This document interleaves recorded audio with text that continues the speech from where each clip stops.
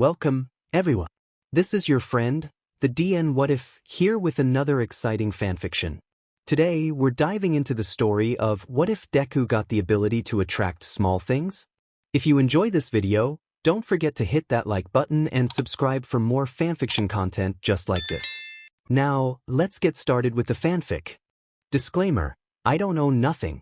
So I don't know if y'all heard, but MHA is on hiatus this week, and the next chapter will be published next week. If you need a source, I think it was his official Twitter that stated it, I can't remember. And if I'm wrong, then you guys get to read this as a lifelong reminder that I'm a moron. So yeah. Anyways, this is just a friendly one-shot that I wanted to write after seeing this marvelous piece of fan art that you can find on Reddit. Type in apparently Deku got his mother's quirk of attraction of small things into the search bar on the subreddit for MHA, and you can find the fan art. I'd link it, but I heard someone had the chapter taken down for something like that, so oh well. But if Kiku on Twitter is the artist, it's amazing and kudos to you. I loved it. Anyways, of course, this contains spoilers for recent chapters of the manga, so if you aren't relatively up to date, then I shouldn't even need to say go away. Gone? This is obviously going to be a alternate universe. 'Cause, let's be real, none of this is canon and I don't know the future, so, yeah. Let's see, no flaming and there might be a tiny Uraraka/Izuku shipping in there, but it won't be much. Characters might be OC. I need practice writing them, hence why I'm doing it. Enjoy. Izuku couldn't lie if asked had he ever thought about having his mother's quirk. Typically, on the nights when he'd stare up at his ceiling, the gentle caress of sleep evading him, he'd wonder what it was like to have the different quirks he witnessed on a daily basis. Obviously, his sweet and caring mother displayed her quirk the most, simply because he saw her regularly, and while she had tried to hide it from him at first, in fears of upsetting him, she eventually found he was more fascinated with quirks than he was jealous that he didn't have one. He imagined secreting nitroglycerin, he imagined being able to extend his fingers to insane lengths, and, of course, he imagined having limited telekinesis, like his mother. To be honest, he wasn't really sure what his variation of the quirk would have been like, had he inherited her quirk. Typically, offspring didn't take the exact quirk from their parents. It was usually a mix between the two genetic donors. In this case, his father's power was related to fire, so unless Izuku planned on levitating fire toward his body, which he would rather not, he simply imagined being able to levitate something like metal objects, or perhaps medium-sized objects as well as small ones. He'd never imagined that he might have inherited his mother's quirk in a different sort of manner. Are you all set for class? Kota sighed, stubbornly tugging on the strings that dangled loosely from his backpack in a vain effort to channel his embarrassment. I'm fine, Kota emphasized, looking anywhere but at the young man fussing over him. It wasn't that he disliked the attention. In fact, if the man shifted his attention anywhere else, Kota would likely get jealous, and do what he could to regain that lost focus. He just wasn't sure what to do when the attention was directly on him. Izuku blinked in surprise at Kota's stubborn reply, but then smiled as he saw the young boy peek at him from under his hat he was so fond of. While Izuku wasn't positive that the school teachers would let Kota wear the hat indoors, he knew that if anyone would convince them, it'd be the little man in front of him. He had a way of endearing himself to adults, especially female adults. You're not excited? It's your first day of primary school, Izuku said happily, trying to excite the child in front of him. It wasn't working quite as well as the third-year student of the prestigious UA wanted, but it wasn't having any opposite effects, either, so he'd just keep trying. That's a huge step. I know, Kota mumbled. He looked down, suddenly finding more interest in the carpet beneath him than anywhere else. I'm not sure what to think.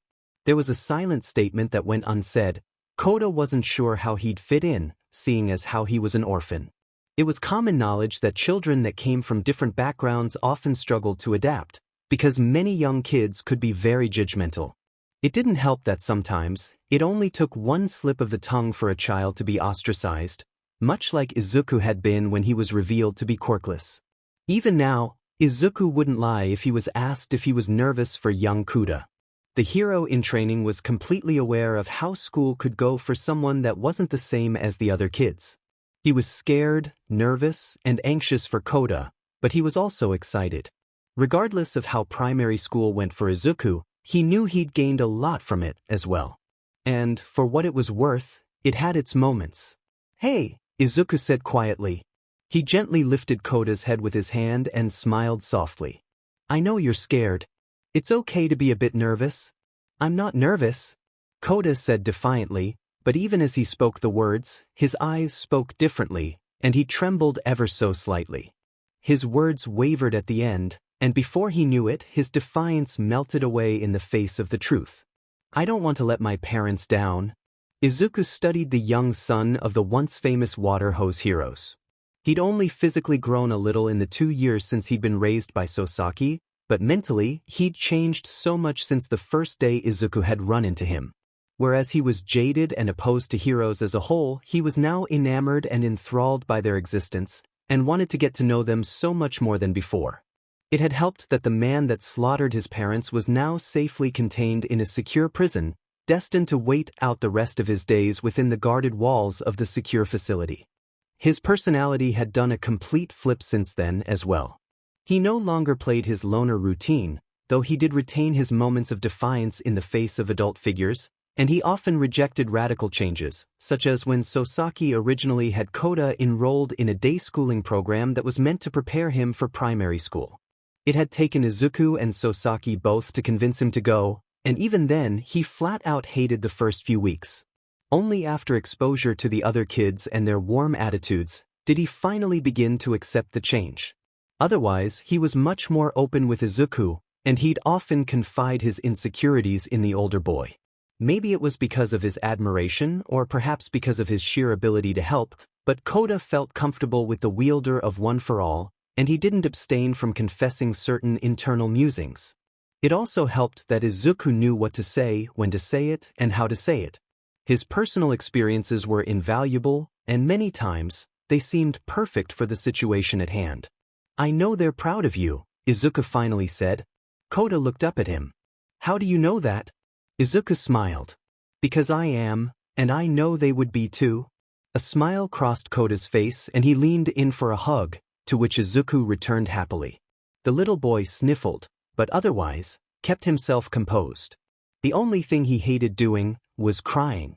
He'd done it during the fight with Muscular those 2 years ago, and afterward, he'd made it a goal to avoid crying in front of people. "They love you, nothing you do will change that," Izuku whispered quietly. "Thanks, Deku." Izuku pulled back, a large grin across his face. "That's my hero name. You're only supposed to call me that when I'm wearing my costume." "Why always my hero?" Kota admitted quietly, and for a moment, time stopped for Izuku. It was the first time he'd heard that from the little boy. Izuku felt his heart almost melt at the words, but did his best to pull himself together. Heroes didn't cry, he told himself as the tears prickled at his eyes. It had taken Aizawa blandly scolding Izuku for crying at certain events for him to finally decide to control his active tear ducts. Even now, he still had difficulty with it. "Hey, so, finish your breakfast?" He stood up to his full height. "I'm gonna go check on Eri, then we'll go." Kota pouted but obliged. The young boy didn't dislike Eri, he just didn't particularly enjoy how she managed to snag some of Izuku's attention. As he saw it, she was the only thing that could tear away Izuku's attention from him, depending on the circumstance. Well, her and Uraraka, but Kota only knew that was because Izuku was completely smitten with her. Eri had shown up around the same time as Sosaki decided that Kota needed another good role model in his life. Knowing his fascination with Izuku, she decided to involve the then second-year student in an engagement that involved Kota being sent home with Izuku in order to help the young child adapt to the settings of an actual home, not the home of a group of pro-heroes. Especially with all the chaos that happened following Shiratoko's loss of her quirk. When Izuku was first engaged, he was somewhat surprised, and frankly hesitant. As it turned out, he was also assuming temporary care of Eri, as her situation was resolved from a governmental standpoint. Inko, Izuku's mother, was adamant on taking temporary care of Eri during the time where she was having to undergo multiple medical procedures as a result of her time with her abusive father. Izuku's large heart prevented him from denying the exercise, and thus, he'd taken responsibility for watching Kota, as well. At first, he'd been a little scatterbrained, not knowing how to balance the two radically different children. Eri was clingy, needed constant attention, and simply desired contact. She was timid, and she hated talking. Kota, on the other hand, was independent, as much as he could be, and he didn't seek out active attention. However, as Izuku became more and more acclimated with what he had to do, he began finding a perfect balance for the two, and Eri found herself wanting to talk more and more, whilst Kota found himself accepting the attention he received, and yearning for a little bit more. He'd never realized how deprived he was of it, until Izuku took the time to cook a special meal for him, or let read him one of his favorite books. The Pussycat heroes were great, and they cared for him the best they could, but they were busy being heroes too. They couldn't always do everything he needed, and time again, he found himself having to wait for their return, which was marked by silence. When they did return, they were tired, and sometimes hurt, so they didn't always have the energy to do the little things that Izuku was able to do. Even after meeting Eri, and becoming acclimated to her, Kota still became jealous from time to time, though he understood she needed the attention just as much as he did. Because of that, he'd share Eri's room, which was technically supposed to simply be a guest room, as Eri's stay was supposed to be temporary, but ended up being much more permanent than anticipated, was marked by a door that was messily labeled during an art and craft day that she and Izuku had during her first few days at the Midoriya household. It was designed to show her that this was her home, albeit temporary at the time, but Inko more than likely knew more than she let on, and she could do whatever she liked. Izuku delicate rapped twice on the wood, placing his ear next to the door. "Eri, you in there?" Just a minute," came the soft voice in return. There was a shuffling, followed by the turning of the doorknob, and Eri's timid face peeked through the crack of the door. Judging by the red puffiness of her eyes, it was clearly apparent she had been crying. For the second time that morning, Izuku knelt down as Eri pushed the door open more so that her whole body was visible. "Hey, what's wrong?" Eri didn't waste a moment in diving into Izuku's open arms, and she buried her face into his shoulder, conveniently, the opposite shoulder that Kota had leaned into. They had their sides, and they both knew it. "I'm scared." Izuku took a few moments to rub the young girl's back, tracing delicate circles on her back as she cried, hiccups occasionally interrupting her sobs. While she obviously wasn't Izuku's genetic relative, one couldn't ignore the active tear ducts that she, too, somehow had come into possession of. If she had black hair, it might have been too difficult to tell that she wasn't a blood-related Midoriya. A gentle shushing was the only thing that Izuku said, opting to calm the girl down first before speaking. Her sobs became slowly, and her body began to cease trembling, which signed for the end of the crying. Izuku made sure his tight grip wasn't suffocating, but he also made sure not to loosen his grip, otherwise she might think he was trying to get away from her. "School is scary, I know." It was almost déjà vu to Izuku, but he refrained from making a comment. "But what's so scary?" He'd often found it helped to identify the problem before rattling off suggestions, when it came to children. By figuring out their fears beforehand, it became much easier to address their problem and find a solution that made sense. Oftentimes, the most logical answer was either the one they'd overlooked, or was the answer they didn't want, so they simply needed a second perspective. What if I don't fit in? What if the other kids don't like me? Or worse? What if the teachers don't like me? Like Kota, Eri, too, was beginning her first day of primary school, though she was a year above Kota, and transferring in for different reasons. Kota was finally in the age range to enroll. Eri, on the other hand, had been, well, homeschooled wasn't quite the term, but thanks to her father's interventions, she was unable to attend school. The year after her escape, she'd been subjugated to multiple medical examinations, and often, she was forced to stay in the hospital for a day or two, making her sudden enrollment rather difficult, aside from her already messy background and lack of government certification. It had been unanimous that she should just wait a year and enroll then. "They'll love you," Izuku said confidently. Eri slowly pulled her face from his shoulder and looked at him uncertainly. "My mom and I love you, so why wouldn't they? You two are different," she mumbled, leaning her head back on his shoulder. He was warm, caring, exactly what she wanted from a father. Izuku stifled a chuckle at that. "How are we different?" "Just our she muttered, feeling the gentle embrace of sleep beginning to overtake her. Luckily, or rather unluckily for her, Izuku caught on and gentle jostled her, clearing her darkening vision. She groaned loudly in protest, but Izuku had none of it. "Come on, it'll be fine, I promise. Aren't you excited to make new friends?" "No," Eri said quietly. "I don't know if they'll like me." Izuku could sympathize with her. He had the same thoughts when he first began attending school, and that was adding into his quirkless state. Thankfully, neither Kota nor Eri had to go through that problem, and that already took away a reason for Izuku to worry incessantly. Well, if they don't? Eri lazily shifted her gaze to look at Izuku as he pulled her back. "Then they're not worth it anyways. Besides, you have all of Class 1A. Truthfully, the class of 1A was overwhelming, captured by Eri's delicate nature and cute exterior. The girls of Class 1A loved to interact with her, almost as much as they loved to interact with Kota.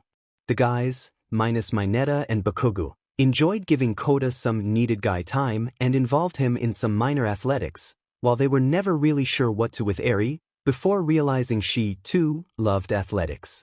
I guess. I just want friends my age, too. That's reasonable. And I promise, if you can make friends with my friends, then you'll have no problem with your class," Izuku said. Eri thought about what he said carefully, and decided HEW was more than likely right. He normally was. "Anyways, come downstairs for breakfast? We have to leave soon." Eri eagerly took Izuku's stretched out hand and followed him into the kitchen, where Kota was just finishing his breakfast. Inko had gladly taken his plate, smiling, and began fussing over him, resulting in him once again being consumed by embarrassment and becoming unsure of where to look. "Oh, don't you look adorable," Inko said as she caught an eyeful of Eri. "You're both gonna have a great first day." But I can remember Izuku's first day, all dressed up and bouncing foot to foot. He wouldn't let go his All Might figure, though. Said it was too important to let go. Izuku blushed but didn't deny it. "And it got me through that first day too. Do you want any breakfast, Eri?" Inko asked, knowing the young girl was probably going to ask for a fruit. She was typically a small eater in the morning, but throughout the day, her appetite became far more voracious for someone her size. Inko chalked it up to years of not getting enough food, although she couldn't help but enjoy the fact that she now had two big eaters in the house, as Izuku's appetite was always massive after beginning his daily training. She thought for a moment and settled for an apple, which Inko gladly gave her. She took a big bite and smiled, the apple juices running down her chin. Izuku laughed, and quickly grabbed a napkin to prevent her from staining her uniform on her first day. While no other student would care, the teachers would probably make a remark to him when he went to drop them off, and that was the last thing he wanted.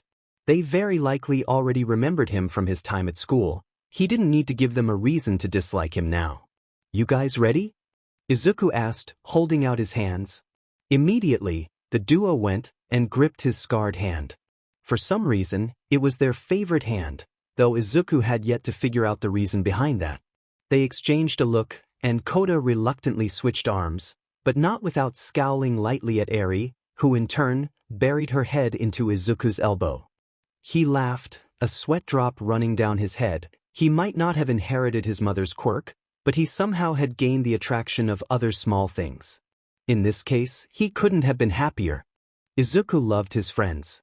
After years of not having really anyone to call a comrade, minus Kaken, but being realistic, he didn't count, Izuku took every opportunity to relish the warm feeling that spread through his chest when it came to having friends.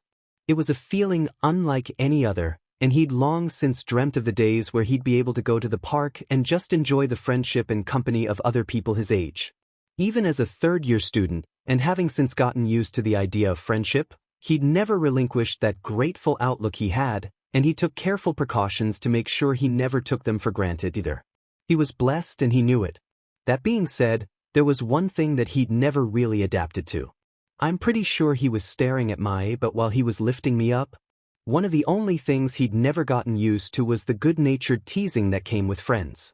That's not true. Immediately, Izuku countered the memory, knowing he was most certainly not staring at Mina's but like she so proclaimed. I was making sure no one came from behind us. Mina smirked. If behind us you mean my behind, then sure you were really watching behind us. Izuku flushed red and averted his eyes. He could feel the disapproving looks that he was getting from his two little companions. Eri was surprised and failing to contain a giggle, but she was also giving him the eyes of judgment that he was overly familiar with. He knew she'd have something to say later, and if he knew any better, it would come whilst his mother was around. She just had that special ability to out Izuku for anything he did. Kota, on the other hand, was sitting with his arms crossed and a disapproving look on his face, nearly shaking his head. Pervert? She's lying. It didn't happen like that. He pointed at Mina with an accusatory look, but he knew, deep down, she'd already won, even if she admitted it was a lie. And judging by her sly smirk, she knew she'd won too. Mina simply shrugged and took the victory. Come on, you guys know I didn't, alright? Izuku asked feebly, looking around the small picnic. Yaoyorozu was too invested in her sandwich to answer, so she shrugged and failed to offer any sort of retort. Tokoyami, on the other hand, sighed and decided to throw the desperate boy a bone. He turned to the two children and calmly spoke. Izuku felt his spirits raise. Tokoyami would clean this up for sure. He probably did not do it on purpose. Or not. Mina burst out laughing, and even Yaoyorozu snorted in between bites. Izuku, pervert? Kota muttered again, averting his eyes as if he'd catch the pervertness. Eri snorted, but covered her mouth and shook her head, trying to feign disappointment. The hero in training fell back and sighed. He'd lost. Don't worry too much, Midoriya. I'd stare too. Mina joked. Izuku felt his face flush again. But it didn't end there. Or were you thinking of someone else? Who's she talking about? Eri asked innocently. And no one. Izuku near shouted. This picnic was starting to feel like a terrible idea. Tokoyami smiled gently, containing his laughter as he watched Midoriya frantically deny accusations from Eri, as well as try to win back Kota's approval. While he'd failed to help Izuku in the long run, he knew that the green and black-haired boy had a knack for getting himself into and out of trouble, so he'd somehow stumble his way free of the accusations. And, as figured, a solution presented itself as Yaoyorozu finished off her sandwich and let out a content sigh, patting her full belly. The taller heroine in training couldn't resist the urge to do something now that she'd filled her bottomless stomach, a result of her quirk using her fats as fuel. Come on you two, would you like to play something? Immediately, the two kids jumped at the opportunity to do something fun, though Kota was far less enthusiastic, if only to keep an image up. Eri, on the other hand, loved playing with the girls of Izuku's class, as a result of the lack of a mother figure in her life. Izuku had noticed how her eyes lit up at any mention of potentially meeting up with one of the females from Class 1A. While there was something Eri loved about all of them, such as Mina's energy and playfulness, Achako's innocence, Jiru's taste and love of music and instruments, Hagakure's desire to braid hair, Tsuyu's cooking or Yaoyorozu's mother-like tendencies, she found herself wanting all of them in her life, not just one. And, because of that, Izuku did what he could to spend time with all the girls when they had free time. Typically, when hanging with Jiru, Kaminari was around and didn't mind hanging out with Kota, although the young boy was enthralled by Jiru's musical knowledge, and when Kaminari had noticed this, he began teaching Kota how to read music. He'd also promised to teach the young boy to play the drums, but Izuku was secretly hoping that was just an empty promise, or he may never get peace again. At first, it had been a little awkward for Midoriya to ask to hang out with someone independently, no matter who it was, and when Mineta found out, he made a gigantic deal out of it, but eventually, it became somewhat normal for the third-year hero in training. Even in the past, he'd only done large groups, and he typically didn't do the organizing, so when he'd contacted Yaoyorozu as the first person, she was relatively surprised and somewhat honored. Granted, even though Uraraka ended up being one of the most common people the two kids saw, Yaoyorozu was almost tied with her, if not more common. She loved the duo, and she began making it a regular habit to text Izuku to see if he needed any help with them, which he appreciated to no end. Frisbee? Kota suggested coolly, but anyone could see his hopes that they got to play frisbee. Eri knew she could just say something different and create a choice, but she didn't mind frisbee, and she wanted to bond with Kota a bit, too. So, she agreed with Frisbee, and Yaoyorozu smiled before getting to work. Izuku smiled to see his two little companions getting along. It was heartwarming. They grow up so fast, Mina said, wiping away a fake tear from her eye. She slung her arm around Izuku's shoulder and pulled him into her side. What are you gonna do when they start dating people, huh? With the teasing smile she had on, she hoped he knew she was only playing around, but he turned pale and frowned. I don't know. I never thought that far ahead. Hey, I'm playing around, Aizu. Mina giggled. He was always so serious, thinking about every possible outcome of every possible situation. Easy does it. Besides, if you're worried about them growing too fast. She leaned in close, her lips next to his ear. We can always make more. That did it. One for All came roaring to life as a fiery red blush erupted across Izuku's freckled face, and before Mina knew it, her classmate was in the air like he'd been shot from a cannon. She didn't know if it was a desperate attempt to escape her, the situation, or both, but either way, it was hilarious. She began cackling as he came back down, landing only thanks to Tokoyami's dark shadow reaching out timidly to catch him. As soon as his feet were firmly on the ground, and he'd thanked Tokoyami and Dark Shadow, he turned back to Mina and, with his red face, began mumbling like his brain had been fried, similar to one hero they knew as Chargebolt. I haven't thought about teeth. Mina grinned wolfishly. I know, but that's not to say others haven't. Truly, there was something special about teasing the socially awkward teenager. It might have been his delicious reactions that did it, but whatever it was, Mina had no intentions of letting up anytime soon. Besides, this was comedy gold, and whoever thought it wasn't, well, they were perfect to hang out with Ida. Red-faced again, Izuku didn't even register the frisbee that soared through the air and bounced off his head harmlessly. Eri came running over, laughing merrily, and picked up the frisbee, before looking up at her caretaker with curiosity written all over her face. Is he being perverted again? No, Izuku said, snapping from his thoughts.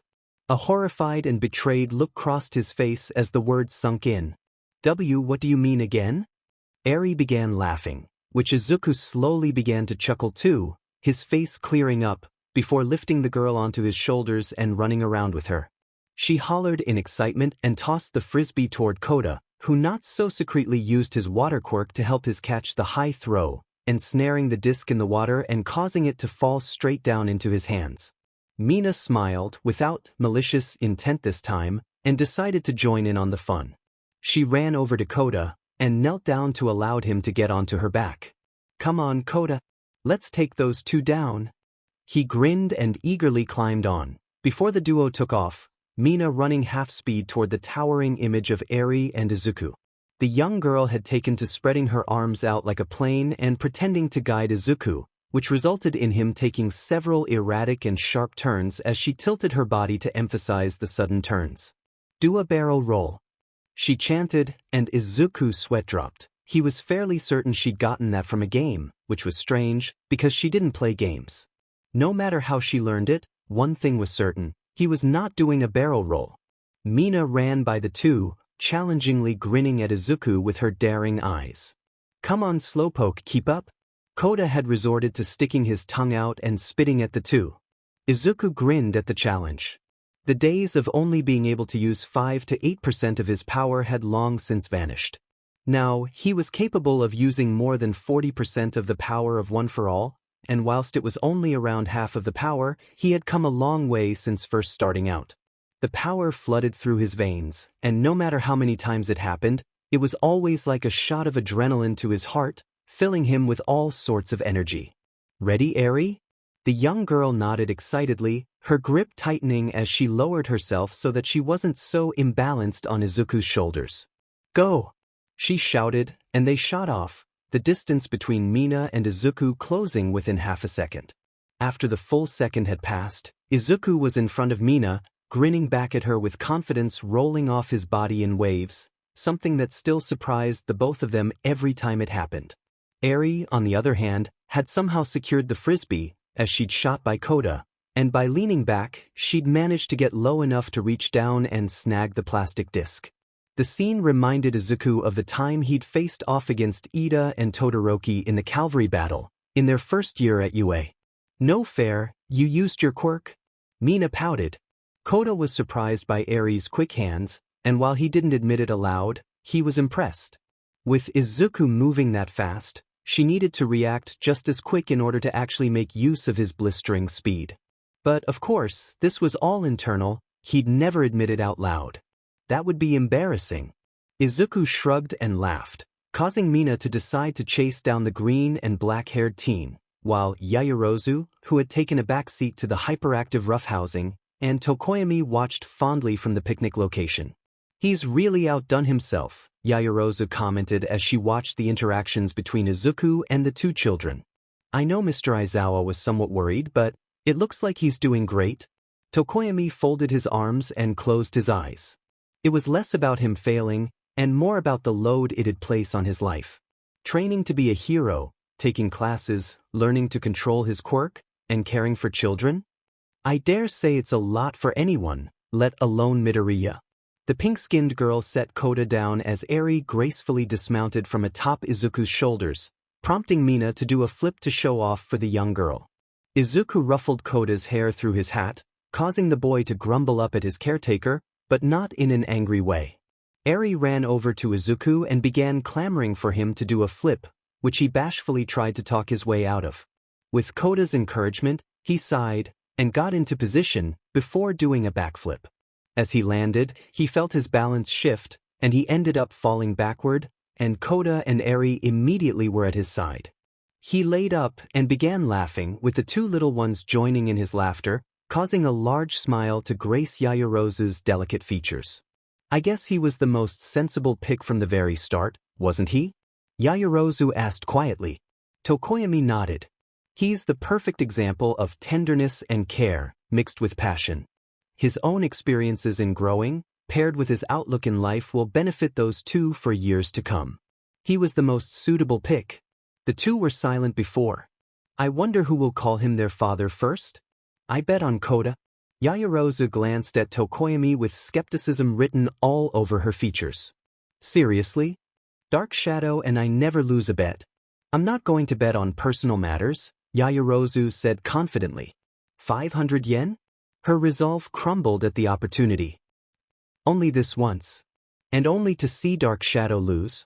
Eri loved coloring books. It was the blend of warm and cool colors that instantly called out to her heart, and whenever she had free time, which was always, she'd probably be found, enraptured in delicately testing new color combinations.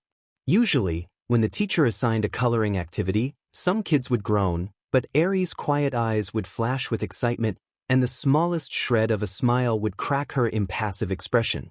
And of course, Izuku was more than happy to let her color to her heart's content. So when he bought her a stack of coloring books and nervously ushered her into her room, she was overjoyed, but slightly suspicious. When she asked why, he just smiled and rubbed the back of his head, whilst replying, I don't need a reason to do something nice, alright? He didn't, of course, but that didn't mean she wasn't a bit curious why he was fussing over his hair in the bathroom. Aizu? Eri asked quietly, putting a finger to her mouth like she'd seen him do so many times in the past. She wasn't sure if it made her smarter or not, and Kota would often tell her it didn't work like that, but then, she didn't really mind. When the adults compared her to him, she would just smile, pleased to be compared to someone so pure. He would blush but never deny it, and that made her even happier. His not-so-quiet yelp, paired with his fumble of the hairbrush in his hands, made it obvious he was so focused on his task that he hadn't even heard her push the door open. He turned to her, and bashfully smiled as his hair stuck up in more than unusual ways than normal. What are you doing? Izuku laughed, but Eri knew better. His normal laugh was light, and worked up from a gentle chuckle to a full-fledged laugh. This laugh was forced, and seemed to waver several times before Izuku finally paused for breath. He smiled at her, albeit nervously. I'm just trying something new. I don't understand. A bead of sweat trailed down Izuku's forehead. Sometimes, he forgot just how young she actually was, until she reminded him she was in her question-everything stage of life. I decided Maybe look a new way for a change of pace, Izuku said slowly. His eyes lit up at his words, and he began to pick up speed. Why, it's like how I've changed my costume so much. Eri nodded slowly. Okay, but... She looked up and down his body, her eyes brimming with the judgment eyes only a child could innocently possess. He'd opted for a pair of his black dress pants, which were admittedly smooth and the little girl wouldn't criticize that. But his belt was the wrong color, the dress shirt he'd picked was wrinkled and a bit too loose, and he'd opted for low socks, which Eri knew was a mistake if he was going with anything but dress shoes. And with that attire, she wouldn't let him leave without them. You look like a mess. Is she innocent, though? He muttered, but smiled regardless. Well, do you have any tips? She wasn't yet the age to take over a makeover, but she had talked enough about fashion with Grandma Inko, and she had come to adore fashion.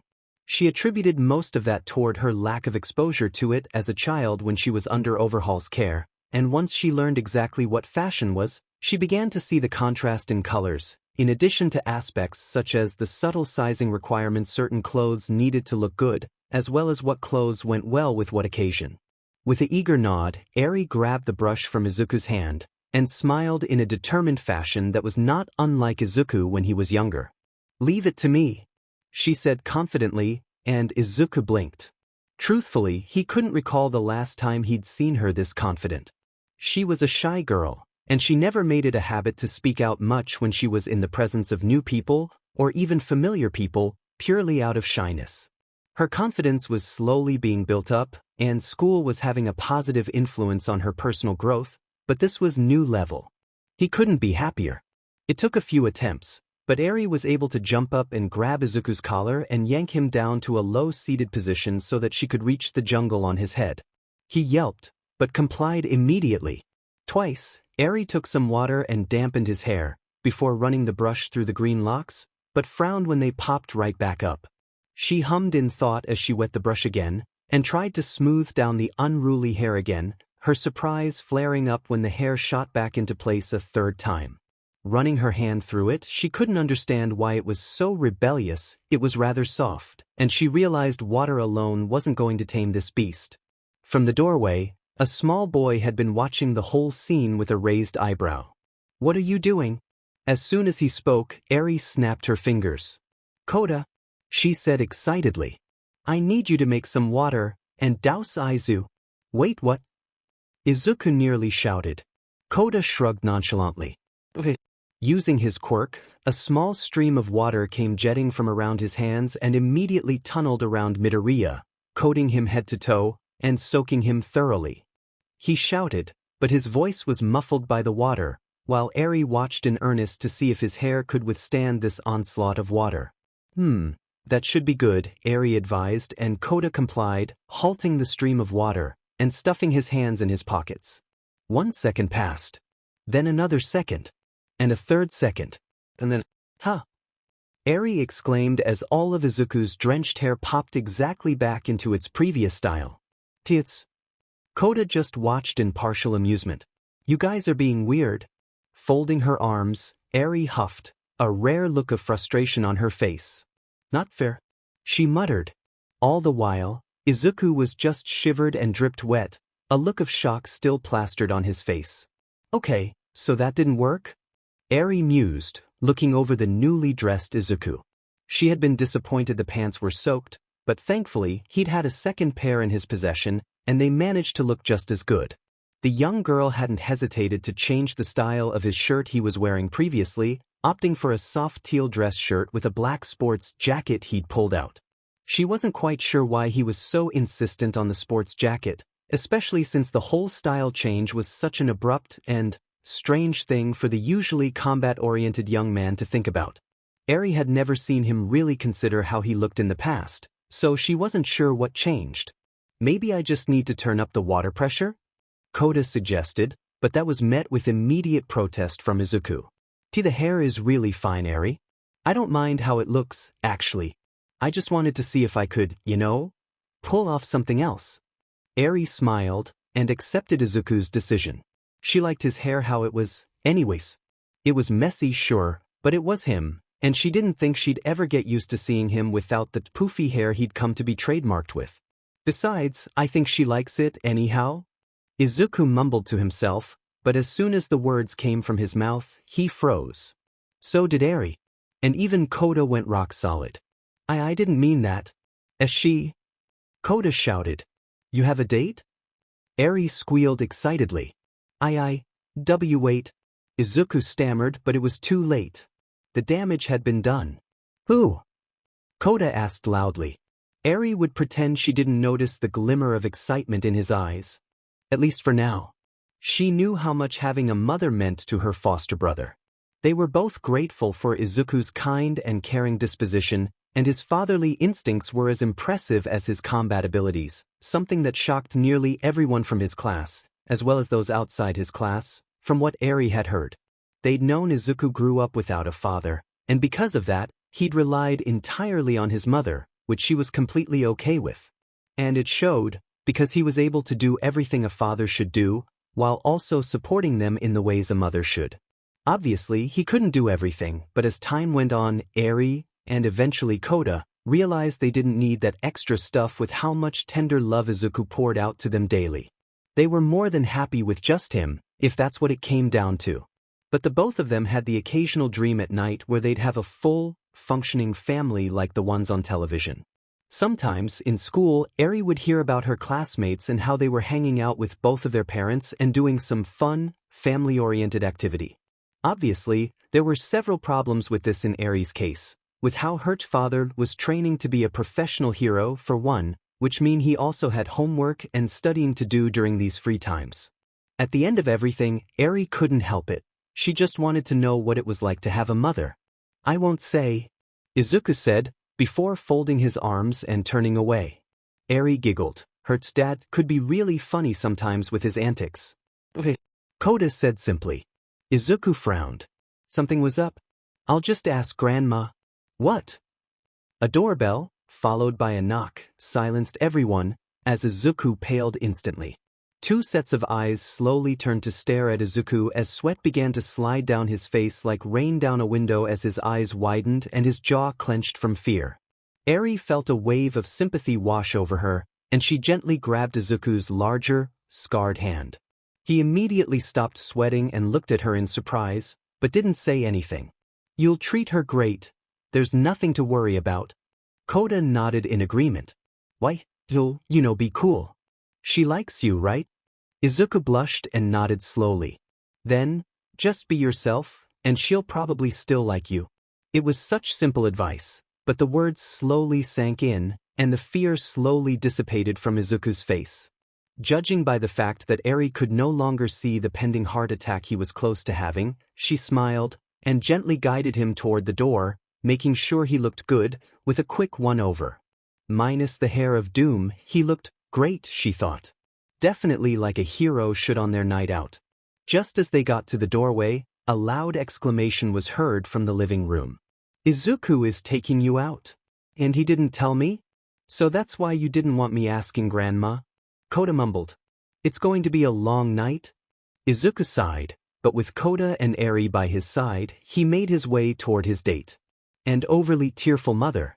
Girls' night out had become somewhat of a regular tradition to engage in for the females of Class 1A, due partially to the higher volume of guys in their class. Along with the fact that companion camaraderie was important, the girls had unanimously come together to decide to have at least one night of girl-only activities per month. Studies made it harder to find a good night to go out late, but every month, there was that one weekend day that just fit perfectly into their planners. Typically, it involved going out to a neutral site, such as a karaoke bar or a nice restaurant, or maybe even a performance or movie, just something that got them together and able to talk and hang out without the lingering fear of Mineta trying to sneak a lewd picture of them in some sort of compromising position. Yaoyorozu, especially, was glad to be away. On this particular night, they'd opted for investigating an ongoing festival, in hopes of maybe enjoying it enough to bring a boy back with them on a later date. Between the music, the delicious hot foods, the beautiful if not slightly cold weather, and the welcoming atmosphere, the festival turned out to be one of the best ideas they'd had so far, regardless of any secondary intentions. I think Kirishima would fit in so well there.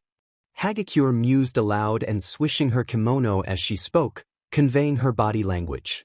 He's an older-fashioned kinda guy. That's true, Mina said with a finger to her chin. Could you imagine someone like Bakugo there? All the girls had the image of the ill-tempered explosion user dressed in an elegant kimono for the peaceful, reserved festival, and his face breaking out into a nasty snarl with miniature explosions detonating in his palm. For the most part, they grimaced or laughed awkwardly, knowing his history public appearances. What did you think of the yakisoba, Uraraka? Tsuyu asked, changing gears. The brunette girl sighed happily, her face the picture of bliss as she patted her very, very full stomach. In the past, she'd abstained from eating much because of her money crunch, but after a scolding from Midoriya, she learned that to become more powerful, she needed food in her system to do so, and since then, she didn't hold back. It was delicious. If you want to know how certain foods tasted, just ask Yamamo, Mina said with a teasing smirk. The long-hair girl blushed but smiled. She had what? One of everything? Yaoyorozu was quick to protest. I feel that you should indulge the hard work that those men and women put forth. Besides, my quirk runs off of the fats in my body, so it's only natural that I'd want to engage with the better options in life. So that meant the entire festival? Hagakure asked innocently, inciting a blush from the tall girl and a chuckle from the others. Gyru, however, was silent, and even paused at one point, halting her steps as her earjacks delicately twitched in their hanging position. The small gaggle of girls had just gotten back to the dormitories but hadn't yet entered. Mina was the first to notice, and the first to say something as she read the look of confusion that slipped its way onto Gyru's face. With her advanced, sensitive hearing, Gyru was typically privy to information that people wanted to keep private, and because of that, she usually found out any current events before anyone else did. But that information came at a price, and it wasn't uncommon for Gyru to rant about how much she hated living with guys, or teenagers in general. Not to mention, there were certain tidbits that she accidentally overheard when she was bored that left her feeling bad for certain people. She once overheard Kaminari talking to his mother on the phone about his ill grandmother, and she realized that she'd been berating him for his lack of focus for that whole week that she'd been dangerously ill. There were other times that she was subjugated to rather disheartening tidbits of information that left her seeing her classmates in a whole new light, as they smiled and pretended that they were okay. And sometimes, she thanked her subtle abilities, because it gave her a better appreciation of the hidden strength some of her classmates had. What's up, Gyru? Mina figured if Gyru ended up hearing something she didn't want to, it would give warning that they should cover their ears and just head straight into their rooms with loud music playing from their phones. If she heard something interesting, well, Mina couldn't promise she would stifle her curiosity. It took a moment for the hearing heroine to speak, as she kept twisting her face into a look of confusion and pondering, before she finally spoke, slowly. Hear snoring. But it's so close. Mina's face fell as she filed the information under not important. Oh, maybe someone fell asleep in the common area? Hagakure suggested. It made sense. The guys would play video games out there from time to time, but when it got late, they usually retreated to their rooms to keep the competitions going so they could get comfortable. And they never hosted their own movie nights. It's multiple people, Gyru mumbled. Yaoyorozu shrugged. Well, we can respect them by being a bit quieter, but they should also know better than to fall asleep in a public area. Let's try to keep it down, though. Even if it's Mineta? Mina whispered, but no one responded, mostly because no one probably wanted to. Using her student ID, Yaoyorozu swiped her card and the familiar beep chimed out as the door unlocked. With a finger to her lips, Yaoyorozu quietly walked inside, the flickering of the hall lighting up her figure as its motion sensor detected the movement. Quickly, she reached over and overrode the function with the switch, and slipped her shoes off, so as to walk throughout the dorms and not track mud. Everyone, by this point, knew of their classmates' odd little tendencies, and for Yaoyorozu, she hated wearing shoes indoors, which everyone attributed to her rather luxurious lifestyle back at home. The snoring that Gyru had mentioned earlier was finally audible for everyone that didn't have superb hearing. It was soft, but it was definitely evident. A few girls exchanged a look with one another, unable to pinpoint who snored that softly. Even Jairu was unable to tell, and typically, she had a history of being able to decipher very small differences between one another. Slowly, Yaoyorozu walked forward as the other girls followed her lead and removed their shoes, fumbling around in the dark and accidentally smacking one another, eliciting a hushed yelp from Hagakure as someone accidentally brushed against her without knowing, giggling the entire time. There was a sharp intake of breath from Momo, and the girls collectively stopped what they were doing and tried to lean around her to see what she was seeing, even if it was something that they really didn't want to see. "Oh," Mina said, her eyes firmly locked on the image in front of her. Uraraka mumbled. "Gosh."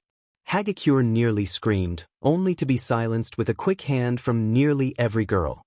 Since no one could see her mouth, they settled for basically tackling her to the floor and throwing their body over where they assumed her mouth to be. Because on the couch in front of them was what Mina would swear was the cutest thing any of them would ever see in the dorms. "Where's my phone? I need a picture of this," Mina whispered. She rolled off of the invisible girl, ignoring the hiss that came from either Uraraka or Hagakure, and began fumbling around for her discarded purse. Uraraka was on her feet in seconds, her phone out and trained directly on the image in front of her. She smirked. It sometimes paid to not have a purse. There, on the couch, laid a peacefully slumbering Midoriya. His chest rose and fell delicately, his breath faint as he traversed through dreamland, unhindered and unaware of the cooing girls just a few feet away.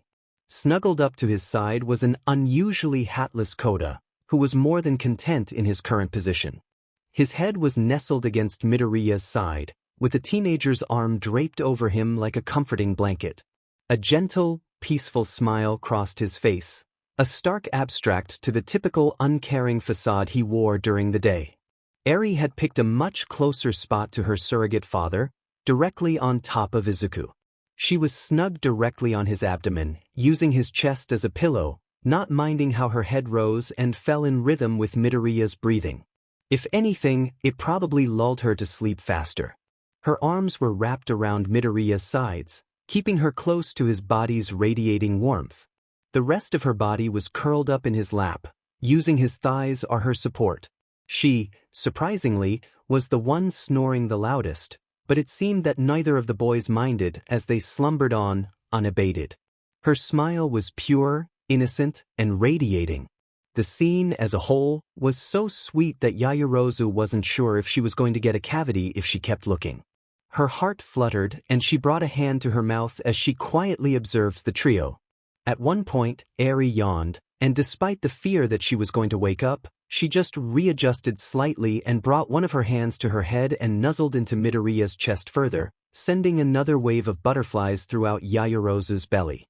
Tsuyu, on the other hand, felt a pang of homesickness strike her as she recalled the memories of her siblings falling asleep with her in similar ways. It was something she'd come to miss when she began living at UA, and seeing something so similar to her past brought back strong memories. Nonetheless, she smiled softly. It was rare to see the entire family get along so quietly when it seemed like their life was full of shenanigans. "I guess that's why I didn't know who was snoring," Jairu whispered offhandedly. She, also, was not immune to the tender scene between the two kids and their adoptive father. Admittedly, she hadn't seen much from the trio, as she was usually busy after classes with her music, or with private lessons in using her quirk from Present Mic. However, she made it a goal to get to know the children a bit better. She just never saw Midoriya interact with the children as common as Uraraka or Yaoyorozu. Seeing them like this made her wish she did, though. From what she'd observed from Kota, he was a nice kid, but he tried to bottle his feelings up because he didn't want to acknowledge them as real. Midoriya was slowly breaking that habit down, though, and it looked like he'd taken another step. Tsuyu was the first to pry her eyes away. "Maybe we should go back to our rooms and let them sleep in peace." "Are you kidding?" Mina asked, still taking pictures. The pink-skinned girl was debating the idea of trying to slip into the small snuggle fest and snag herself a place to sleep for the night too, but ultimately, she'd never forgive herself for interrupting such a delicate nap. Especially because she had no idea if this was common. If it wasn't, and that was likely, then it would only deter the trio from accidentally falling asleep like this more often. This is so cute. I might never see them like this again. It's like he's their daddy? Hagakure cooed gently. She, too, had her phone out and was animatedly taking pictures. She was also tempted to try and add to their little pile, but like Mina, she would hate to interrupt anyone's sleep. Especially knowing how grouchy Kota could be when he woke up. Uraraka folded her hand over her heart and smiled, wordlessly. She'd been one of the first to watch the development of bonds between Midoriya and Kota, and Midoriya and Eri. He'd taken such a gentle approach with the both of them, but it had been so different between the two.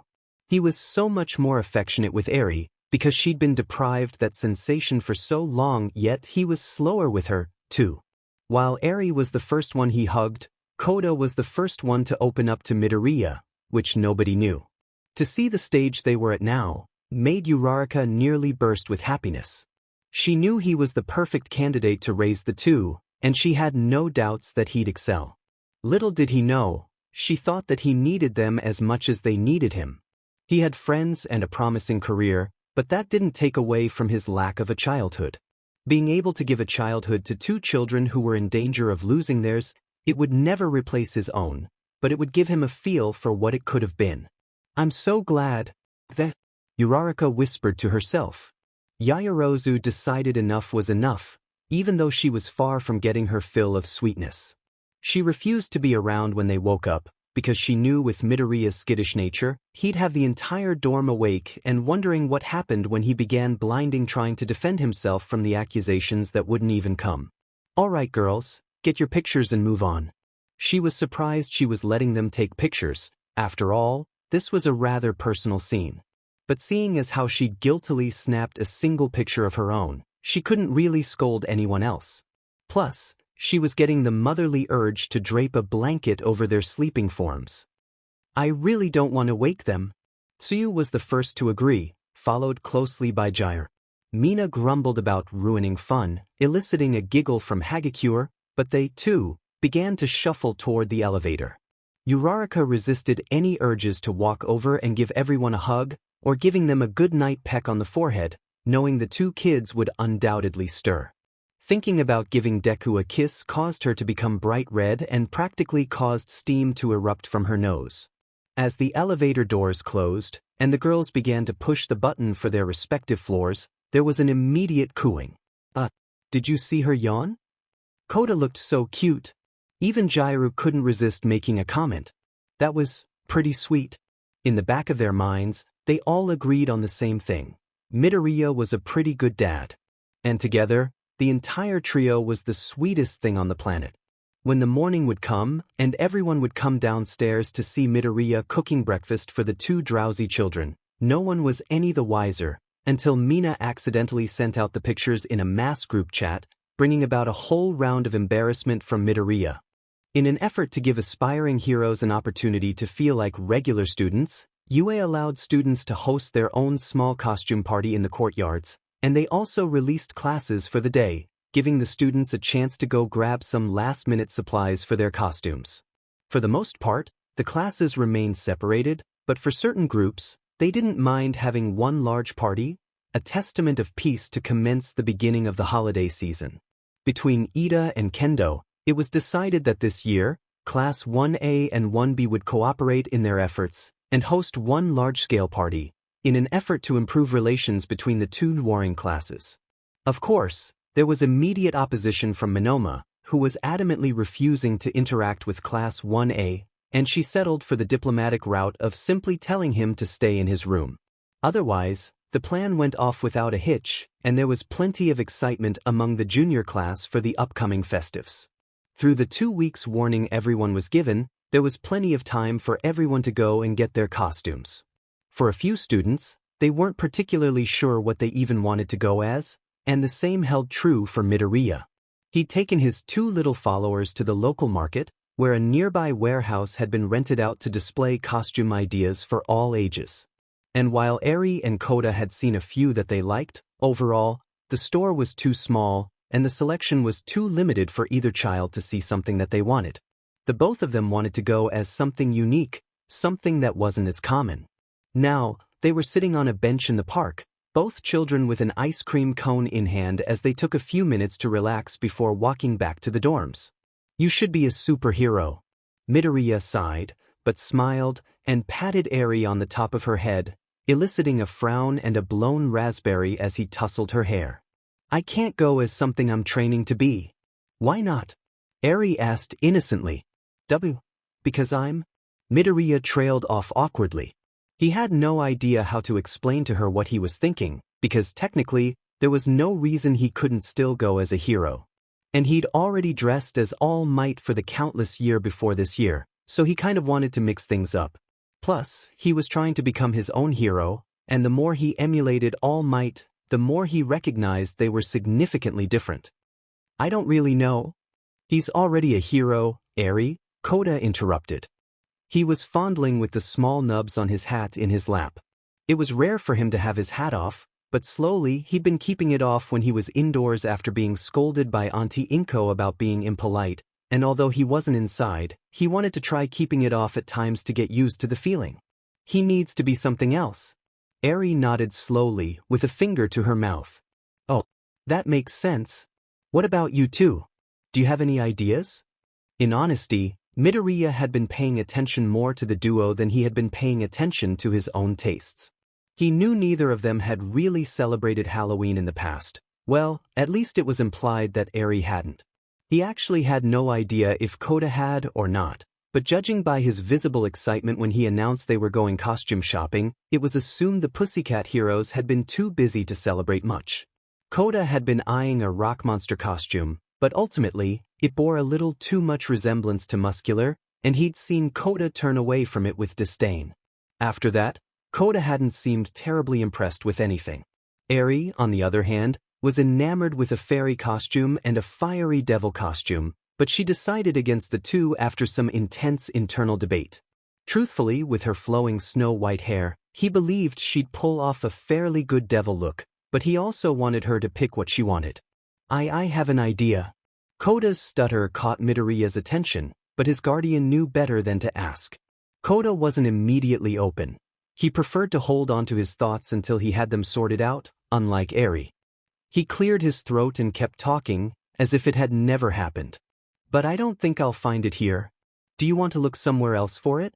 Kota slowly shook his head. It's okay. I know where I can find it. Me too. I know what I'm going as. Midoriya smiled. What about you, Eri? She giggled and made the gesture of zipping her mouth. It's a secret. Kota smiled toward Eri, and a look of understanding passed between the two children, though not without Midoriya noticing. But subtly he smiled. A warm feeling filled his chest as two children whispered back and forth while he glanced down at his phone, pretending like he wasn't paying attention. To see his two little munchkins getting along, it made him genuinely happy. Lately, they'd been getting along significantly better, and Midoriya suspected it had something to do with school. It was good for them. They were slowly making friends, and in turn, their social skills were developing further. And, as Midoriya suspected, dealing with so many different people, including people that perhaps they didn't like, they began to find a new appreciation for each other when at home. His phone lit up with a text message from Uraraka, which he quickly popped open. Are you busy? No, what's up? He replied. A gentle autumn breeze danced through the small park in the midst of the city square, bringing with it cooler temperatures and a few scattered, multicolored leaves, drawing Eri and Kota instinctively closer to a heat source, which turned out to be Midoriya. It was practically subconscious at this point, with the green-haired boy readjusting so that the two could nestle into his side. Even with the ambience of the city all around them, the trio felt like they were in their own personal world. Maybe ask Yamamo? Kota whispered gently to Eri. If the young boy thought that by leaning over Midoriya's lap would help mask his voice, then Midoriya would need to talk to him about stealth. But he continued to pretend he couldn't hear the two plotting away. Whatever it was that they wanted, he knew better than to rain on their parade. Another buzz emitted from his phone, and this time, Midoriya did let himself get distracted. A few of us were going to make some spooky snacks if you wanted to come back and help. Yeah. He smiled in earnest.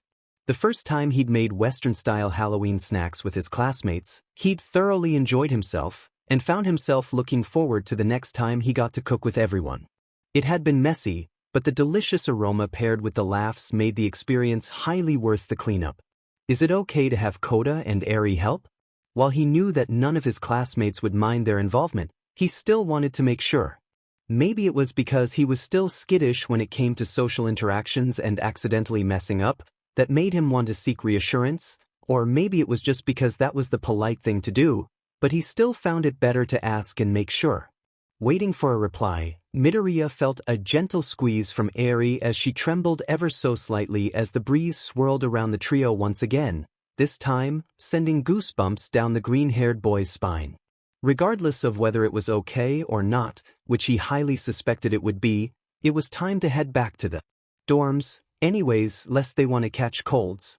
And Midoriya really didn't want to see either of his little ones have to deal with illness. What do you guys say to heading back? Both Eri and Kota had finished their ice cream, despite the chilly weather, and nodded eagerly at the prospect of heading to the warmth of the indoor world. Midoriya realized he'd have to check the weather from here on out, otherwise he'd be playing doctor more than he liked. A vibration alerted Midoriya to a text back, and he smiled when he read it. Definitely. An idea occurred to Midoriya, and he smiled softly. You know, if we get back fast enough, we can probably make some snacks. Come on, Slowpoke, Kota urged, beginning to run ahead once he heard the prospect of sweets. Eri giggled loudly, tugging on Midoriya's arm. Aizu, run. The night of the Halloween party came, finally, and for Class 1A, it couldn't have come sooner. Marred by test after test, followed by the increasing workload of preparing for graduation, the entirety of the student body was wearing down day by day.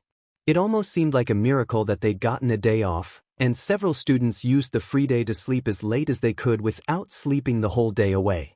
Eri, surprisingly, was a late riser, something that Midoriya hadn't exactly expected. Her first few weeks with him were marked by consistent nightmares and constant insomnia, but eventually, the nightmares gave way to pleasant dreams and late sleeping. Kota was also a lover of sleeping in, but he often woke up accidentally due to his habit of being a light sleeper, and he'd awaken whenever Midoriya went his morning runs or workouts. Today, however, Midoriya noticed that both Eri and Kota were up far earlier than normal, and were more evasive than usual as well. Throughout the day, it was rare to see them together, almost as if one of them was dedicated to distracting Midoriya from something. He hadn't the foggiest idea where the other little one was, but he decided to accept that he should let them go through with their plans and he'd just ask later after the party. Why you stole my costume? No. You stole my costume. Midoriya's sweat dropped as Kirishima and Tetsutetsu immediately pointed at one another, a look of disbelief on each other's face as they somehow had decided on identical costumes. They'd both opted to dress as kung fu warriors, because, as Kirishima said, he was an unmovable man, and there was nothing manlier than warrior of the body. That's actually impressive, Ojiro said quietly, scratching at the back of his head in amusement. He'd opted for dressing as some orcish-looking creature, letting his tail hang limply and drag on the floor ominously. Hagakure bounced up to Ojiro animatedly, wearing chains around what seemed to be her wrist and ankles. They dangled in midair, casting the illusion of her being a ghost. I think they coordinated. Oh, Hagakure. Ojiro took in her simple costume, but smiled at its simplicity, yet charming illusion. I like your costume. She bounced in place happily, rattling the chains against one another as she presumably clapped her hands. Thank you. I'm like a ghost. Oh. Part of Midoriya recalled what Ishido had once said about the two of them needing to just get together already, and he smiled softly as he watched them interact. Ojiro was honorable, that much became obvious after the first sports festival, but if nothing else, he was kind and attentive. Hagakure, in a moment of unusual sorrow, had once admitted to Midoriya that she disliked her quirk, because it became hard for her to feel like she was part of anything. He'd comforted her, and she'd later admitted the same thing to Ojiro, bringing them just a tad closer than before. Wow, Aizu, froze. He knew that flirty tone. You look delicious. Like he was impersonating a Pole, He stood ramrod straight, and slowly Midoriya turned around, catching the amused eye of Ishido. Her costume was very simple. She had red shoes on, and wore a pink jumpsuit that practically blended into her skin, making her appear nude at first, sending Midoriya into a blushing fit. He barely noticed her star wand, or the hammer latched onto her back. "Hey Ishido."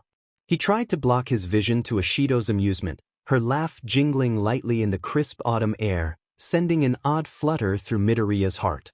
She grinned widely, and grabbed Midoriya's wrists, moving his hands from in front of his face. "Relax, Deku, I'm clothed," she teased. To her word, she was clothed, it just didn't exactly seem that way. But as he actually looked, he could notice the subtle differences in pink, with her leotard being a darker pink. She also had 2 pink blush marks on her cheeks, obviously put there via makeup. She cocked her hip to the side and crossed her arms, smirking as she noticed Midoriya taking in her costume. "Someone's been caught staring," Kaminari said from behind, grinning widely, slinging an arm around Midoriya's shoulders. He was dressed as a classic Western comic hero, Static Shock, and looked fairly cool, in Midoriya's opinion. He laughed at Midoriya's flustered face. "Relax, it happens to all of us." Midoriya sighed in defeat, prompting more laughter from Ishido and Kaminari. "I was just trying to figure out her costume." "I'm Kirby." Duh. Now that she mentioned it, he could see the resemblance. The only thing that messed up the image was her lack of being a round ball. "I gotta say, you pulled off that Spider-Man costume really well." He decided to become Spider-Man, simply because of the lore behind his existence, according to comics, as well as Aries' suggestion. He hadn't planned on going as a hero, but ultimately he procrastinated for too long and had to settle for a rather common costume. But he wasn't upset with going as Spider-Man.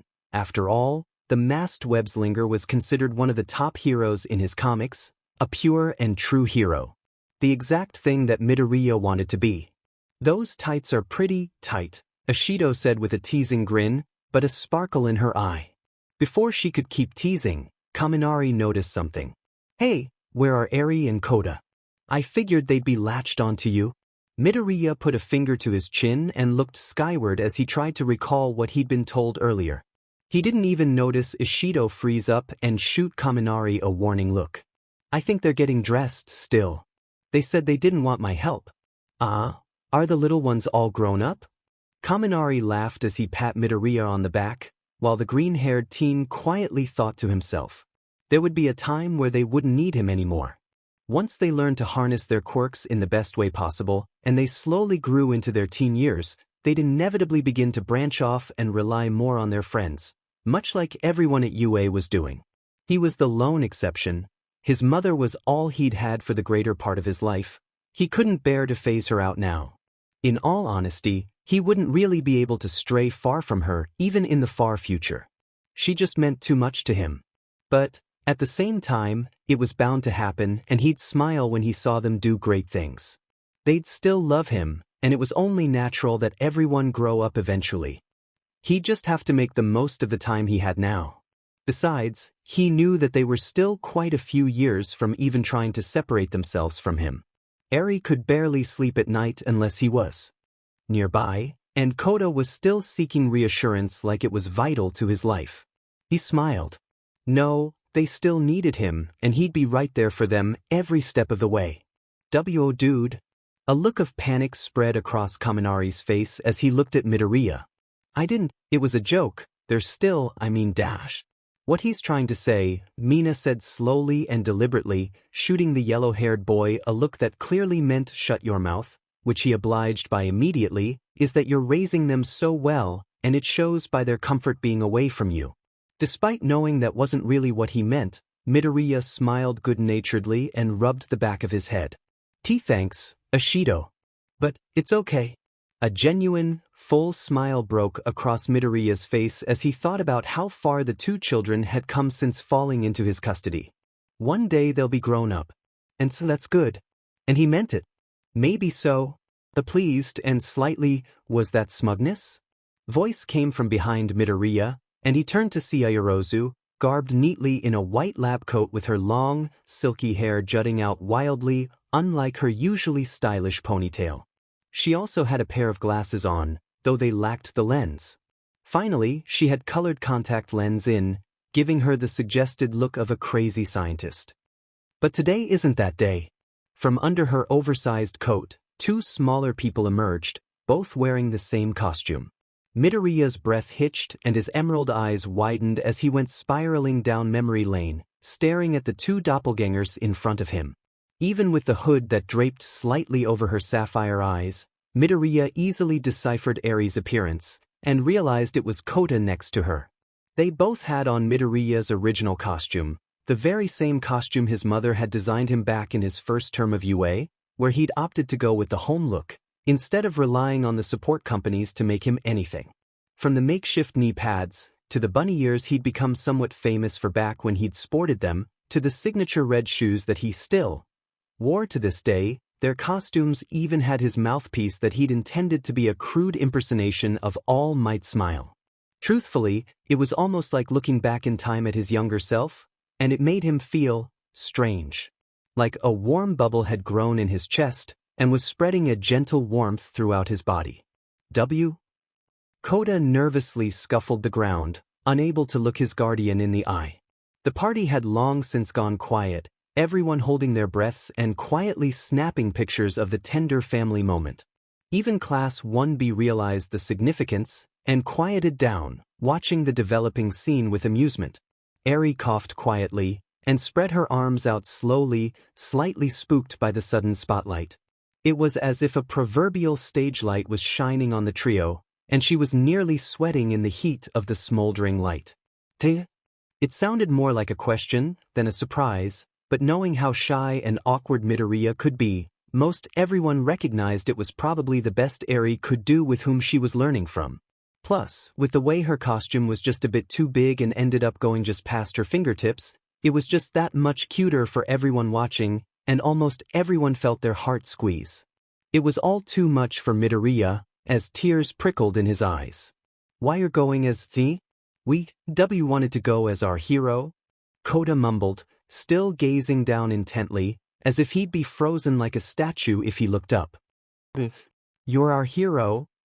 It might have been the way her voice rose, just ever so slightly, enough to bring a sense of familiarity over the members of Class 1A, or maybe it was the way her fists balled up within the sleeves of her oversized costume, but for just a moment, there was a familiar fanboy, suiting up for the first time, and proclaiming his intent to be the best hero he could be. Even Kota, with his timid look, sent waves of déjà vu coursing through the onlookers, as his eyes shone brightly, displaying the truth he internalized. The green-haired teenager rushed forward, with what might have been full cowl, and engulfed the two children in a bone-crushing hug, which they eagerly returned. They all did their best to not cry, and no one knew who cried first, but upon the first tear, countless more joined it, as Midoriya sobbed for the two best kids anyone could ever have, and everyone could only laugh as they watched. "Group hug," Uraraka claimed suddenly. She couldn't help but feel left out, and wanted to do something to show her joy at the sweet family display.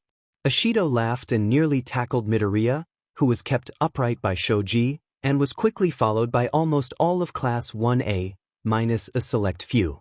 Even Yaoyorozu decided to join in, and quickly found herself smothered by arms and shoulders, though she sighed good-naturedly and silently hoped Mineta wasn't praying somewhere within the dog pile, otherwise she'd have to scold him something fierce for displaying such perverse tendencies in front of children. "All right, who's ready to bob for apples? Sato, where are all the sweets?" "Mineta, if that was you, I swear it will not be pleasant." As the crowd broke off, Midoriya sighed happily, squeezing the two children to his side, and placing a soft kiss to their hair. Under the moon, he spoke softly, causing the two to burrow into his side further. "You two are my heroes. I do not own anything you see here." And that was also my disclaimer, if somehow that was not explanative enough. Anyways, so the voting has begun and there's definitely a fire under everyone, because I don't know if I've ever seen it so even.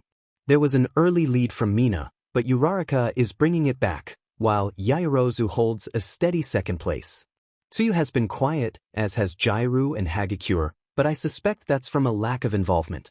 So, To highlight that, I will extend the voting for one more chapter, and in doing so, I'll introduce this little ditty. A short feature of each girl getting their independent time with the children. If that makes you want to change your vote, then so be. Otherwise, starting this chapter, I'll be counting the base votes in the poll, the review votes, one per person, and anyone on Tumblr that votes, Scandinavian Sensation, if you don't know. If I notice a particular bias, I'll factor in possible tampering via multiple votes. Also, one other thing to consider. There are 2 children. Ergo, there might be 2 mothers. I don't know. Just something to consider. Kids aren't all the same, and there's no reason that they can't have differing opinions. It'll just matter on who comes out on top and how the voting looks. Either way, I won't be taking away from anyone and expect other characters, such as Sato and some of those lesser-seen characters, to get their chances to shine here in the upcoming chapters. I hope this voting doesn't result in people deciding they don't want to read anymore, because that'd be rather unfortunate. It's just a fun little thing to get some involvement in the story from you, the fans. So enjoy and vote. Truthfully, Jair had no clue why Midoriya asked her to watch the 2 things he held closest to his heart nowadays. She admitted, yeah, she liked the little tykes, and she had wanted to get to know the duo better, but that was on a basis that wasn't this. She was completely unprepared to take care of a child, let alone 2, all while being alone. I need to accompany Bubble Girl on this recon mission. If you don't mind, I'd really appreciate if you could watch Eri and Kota for the day. She didn't mind. But that didn't mean she was ready to do it, either. Eri was, for all intensive purposes, a timid kitten.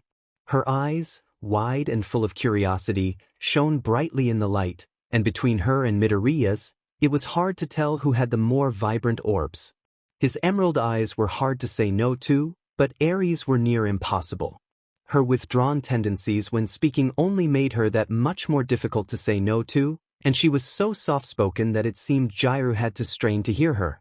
On the flip side, Kota was easier to care for, but much more difficult, strangely enough. He was independent, still, and he had tendencies to brush off people that weren't Midoriya, which, unfortunately, was everyone. But as headstrong as he could be, he was terrible at masking his interest. He was smart and he wanted to learn, a trait he probably picked up from Midoriya, unwittingly. And, ultimately, it was only thanks to that little fact that Jair was able to bond with the 2 at all. She decided to let Eri draw, something Midoriya adamantly recommended for the snow-haired girl to keep her from becoming overwhelmed without his presence, and Kota seemed plenty invested in his homework he was doing, so the sound-based heroine plugged one of her ear jacks into her phone and idly twirled the other while she carefully constructed the sentences that Present Mike had assigned the class for homework. She scowled. English was her least favorite subject, to the surprise of most of her peers. While it wasn't hard, Percy, most of the words had multiple meanings, and she struggled to spell them based on how they sounded. She could hardly imagine any person growing up with the language. It was insane. She leaned back in her seat, sighing loudly and trying to keep from blasting the paper in front of her with a good few sound waves. While it would do very little, it would feel good, and just the prospect of that was tempting. From the corner of her eye, she spied Kota's attention diverted from his homework, and she turned in her chair to get a better look at what he was focused on. She followed his gaze toward her Jackson guitar, and she smirked. So the kid had a little music in his soul, huh? Hey! Kota's gaze suddenly shot toward Jair, and his eyes averted to the ground, as if he was ashamed to be caught. She frowned. Relax. You ever played? Kota slowly looked up, but kept his eyes diverted. No. She rolled her eyes. He could give her a little more to go off of, couldn't he? This was just as hard for her. Not everyone was a goody-goody like Midoriya. Come here, she said, standing up and popping a few of her joints. She sighed, this time in pleasure, as she loudly cracked her back, filling the room with almost a shotgun-like sound. She walked over to the royal blue wonder she'd come to dedicate most of her spare time to, and gently picked it up from its stand, making sure the amp cord was unplugged before she moved it. Kota slowly stood up and awkward stood by her as she sat on the edge of her bed. She snorted softly. Come here. She pat the spot next to her for emphasis, which got the point across. From the ground, Eri gently peeked up from her drawing, intrigued. Gently, like she'd done it 1,000,000 times, and if she'd been counting, there was a really good chance she'd done it over 1,000,000 times. She ran her fingers along the strings. The hum that came from the strings sent a wave of pleasure through Jairu, with shivers down her spine as she felt herself slowly ease into the music, like a bout of painkillers, only they were dulling the frustration that had come from the events of the day. Kota watched in keen interest as her fingers danced along the strings, creating a beautiful, low euphony that seemed to dance in the air magically, brightening the room by just a touch. He smiled and closed his eyes, and a ghost of a smile touched Jairu's lips as well. She continued strumming, feeling the music vibrate her soul and spread throughout her body like a branching warmth. "You like it?" While it was tempting to sing it, Jairu wouldn't pretend that she could sing. She had good pitch, but she just lacked the vocal discipline for singing. Besides, she enjoyed the feelings she could create without words. Kota nodded wordlessly. "I could teach you something if you like," Jairu said casually. She watched in contained amusement as he opened his eyes suddenly, a look of excitement flashing deep within. Really?" She shrugged. "Yeah, sure. But I have one condition." Kota looked uncertain, but nodded slowly. "You gotta pick what kind of instrument." Just like that, the look of excitement returned, and Jairu felt another type of warmth cascade through her soul, though this time it wasn't brought upon by music. She'd never had siblings, and she was hardly the doting friend, so she didn't precisely know what it meant to be motherly toward anyone, but in that moment, she imagined, this was probably how she'd really get to bond with her child, should she ever have one. Maybe they wouldn't like music, unlikely, but entirely possibly, but somehow, she knew they'd just find a way to click. Her mother, for instance, wasn't the best at opening up to people, and for a while, she seemed somewhat indifferent toward interacting with Kyoko when she was young, but that all changed once she was old enough to understand the beauty of music. Once they shared their first song together, it all changed. Can it be the drums? Of course it had to be the one type of instrument she didn't play. They were too loud, too damaging to her sensitive ears. She must have had some type of look on her face, because Kota frowned and looked away. "Thought? That's okay?" An unfamiliar feeling tugged at her heartstrings, and she grimaced, before cursing under her breath.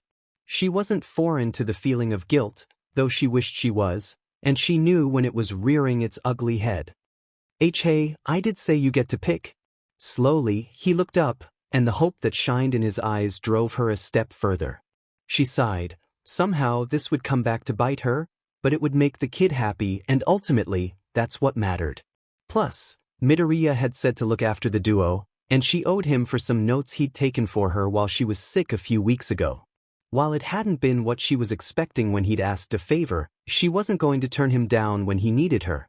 Besides, this would teach him to say no to them once in a while. Unless he wanted a splitting headache all the time. "I'll text someone, he has a set at home, and I'm sure he could bring them over sometime." Kaminari most certainly would be willing to show off, if she knew the yellow-haired dolt like she thought she did. He'd be skeptical at first, and he'd definitely complain incessantly about having to haul around all the equipment, but once Kota got to hear him play once, she was practically positive he'd do it 1,000,000 times over. She almost rolled her eyes. What some people would do for compliments. In the meantime, she thought for a second. There had to be something important he could do in the meantime, right? Her eyes fell on some of her classical music records, and a light bulb went off in her head. "I'll show you how to read music, cool?" "Cool." It was clear he'd meant to sound cool about it, but the excitement in his voice caused a bit more enthusiasm to slip in than he'd planned, and the words sounded off, eliciting a soft laugh from Jairu. "I want to learn something too," Eri proclaimed suddenly, her coloring book all but forgotten. Jairu smiled and casually strummed the strings as she chalked this experience up as a W. The world of music might be changing, but with these two, she could at least keep the culture rich. Plus, what was music without new talent? Hagakure. The lithe form of the invisible girl swayed in place, her skirt swishing from side to side like the pendulum of a clock as she carefully styled Eri's long snowy hair, being sure not to tug too hard otherwise the small girl would yelp out in pain. She was biting her lip, not that anyone could see, as she tried to finesse a bundle of Eri's hair through a tight loop. Almost. Hagakure muttered with strain. Her eyes narrowed as she subconsciously held her breath, hoping maybe the lack of breathing would aid her in her quest to finish the young girl's new hairstyle. With one final push, the cord of hair slipped through the loop, and Hagakure exhaled in relief, pulling the hair tightly before pushing backward in her chair to revel in her work. Perfect. Eri tried to turn around to see her hair, but as she turned, so did her braids, prompting a cute giggle from the invisible teen. She fished her phone from her bag that sat lifelessly on her bed, and quickly snapped a picture, before handing the device to Eri. She awed and cooed over the new style, and Hagakure could practically see the delight that shone in her eyes. Eri continued to fawn over her new braids, gently touching the end of her hair with her fingers, as if afraid the contact would cause her hair to revert back to normal. "It's so pretty. You're so pretty," Hagakure gushed. And she meant it. With eyes that shimmered ruby red, the light only increased the emotion that could be found glimmering within, and they seemed to sparkle whenever she smiled, which, nowadays, was far more often than Eri could ever recall. Her skin was a creamy white, further complementing her eyes, and even with the scars that littered her arms and legs, she still had the cutest face Hagakure had laid eyes on. The single horn atop her head only gave her a mystical look, and more often than not, Hagakure often forgot it was even there. While nobody would be confusing Eri as actually being Midoriya's child, which had happened once, as they shared similar personalities, Hagakure was far from hesitant in admitting she could see the two actually being related. Yeah, everyone's pretty. Hagakure smiled. She hadn't forgotten about Kota, although from the grumble in the boy's words, it was clear he didn't think the same way. "Can we do something, please? Do you want a makeover too?" Eri asked innocently. Kota's frown turned into a look of reserved panic. He'd lived with the Pussycat heroes long enough to know that any time a female wanted to do a makeover, it was akin to the end of the world. He stumbled as he jumped to his feet, putting both hands forward in an attempt to ward off the approaching storm. The fear in his eyes almost caused Hagakure to burst out laughing. "I want to something fun." "But this is fun," Eri argued. "Maybe for you. It would be for you too." "No, it wouldn't. I'm not a girl." "What does that have to do with anything?" Hagakure could sense the building argument, though she had no idea how to prevent it. It occurred to her that, despite all the times that the duo was with Midoriya, they'd never actually fought one another, at least, not in the public's eyes. Then again, it was just possible that Midoriya's presence was enough to dissuade any type of argument from even building up. She feebly put her arms up, though it did very little as the two children couldn't see her arms, even with her uniform on. "Girls like stuff like that, don't they?" Kota's voice was growing louder. Eri's frown grew more pronounced and her eyes took on a stormy look. "You don't know that." "Hey!" Both children froze, startled by the sudden noise. Hagakure immediately clasped her hands over her mouth as it occurred to her just how loud she'd shouted. She coughed lightly, hoping to alleviate the sudden heat that had spread across her face. "I don't think you two should be fighting. Kota, just because we're girls, doesn't mean we only like fashion. And Eri, not everyone thinks the same things are fun. Sometimes we have to do a few things to find something that everyone enjoys." Being a single child meant that Hagakure didn't have younger siblings that she had to watch over as a child. It also meant she'd never scolded anyone before, especially not two young children. She'd read plenty of books where the protagonist had to scold a bunch of feuding siblings, and the way they'd always done it involving playing the middleman and not taking side, which she decided was the easiest route in this particular case. Both kids sheepishly looked away. In Kota's case, his gaze turned toward his feet, while Eri's attention was directed toward wringing her hands together slowly. Hagakure paused, trying to think of what to say next with the sudden blanket of silence that had fallen upon them. "You should apologize to one another, I think." They looked at each other, before diverting their looks once more. Whether from embarrassment or not, that part was unbeknownst to the invisible heroine. Finally, after a moment of silence, Kota stuffed his hands in his pockets and grumbled quietly. "I'm sorry I said that stuff. I'm sorry I tried to force you to think this was fun." While they both had apologized, it didn't look like either Eri nor Kota felt any better afterward. In fact, Hagakure couldn't help but wonder if they looked even more miserable. Had she done the wrong thing? Maybe they hadn't wanted to apologize yet, or maybe they weren't ready to. She groaned. This whole thing was harder than it looked. It's okay to make mistakes. Hagakure recalled what her mother used to tell her when she'd get into arguments with her cousins. While it didn't frequently happen, it occurred enough to earn a few scoldings, and after each one, the young invisible girl felt awful for what she'd said, despite having her apology accepted. Just learn from them and understand everyone's different, okay? That sounds like something Izuku would say. Eri mumbled quietly. Hagakure smiled, bobbing her head to the side, the bow in her hair dancing with her movements, and nodded enthusiastically. Exactly. And I'm sure he wouldn't want you feeling down about a little mistake. Both Kota and Eri noticeably perked up, the room suddenly seeming a little bit brighter as identical smiles broke out on both children's faces. They gave each other a look, and for a second, Hagakure was worried they were going to lose their blooming joy, before sheepishly giving each other a hug, despite Kota's obvious reluctance. He caved when Eri didn't give him room to move away. Seeing the two little ones hug caused a flutter in the teenager girl's heart, before a light bulb went off in her head and she jumped up, excitement radiating from her features. Let's take adorable photos. It'll be fun. She didn't see the identical looks of contained fear that spread symmetrically across the siblings' faces. Not that it would stop her. She was determined to have fun. Uraraka. Eri whispered. While she hadn't intended to say it aloud, she didn't mind that anyone else had heard, because she was sure her excitement was plenty visible for anyone with even the worst vision. Her hands were balled into fists as she sat cross-legged in front of the TV, though she was ready to jump up at the next big thing that happened, like she had several times already. He's so cool. Kota wordlessly nodded.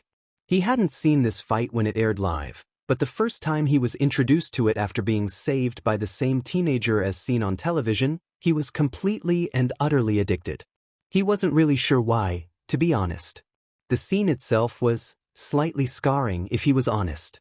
He was watching his caretaker break his bones like it was nothing, using the same shattered limbs to throw more punches, and then going a step further and nearly pulverizing his already broken bones. The blood that dripped from his wounds, along with the nasty bruising that discolored his skin, it was far from child-friendly. He was just glad that Uraraka didn't seem to care. In fact, it was her idea to watch her class's sports festival from their first year, anyways.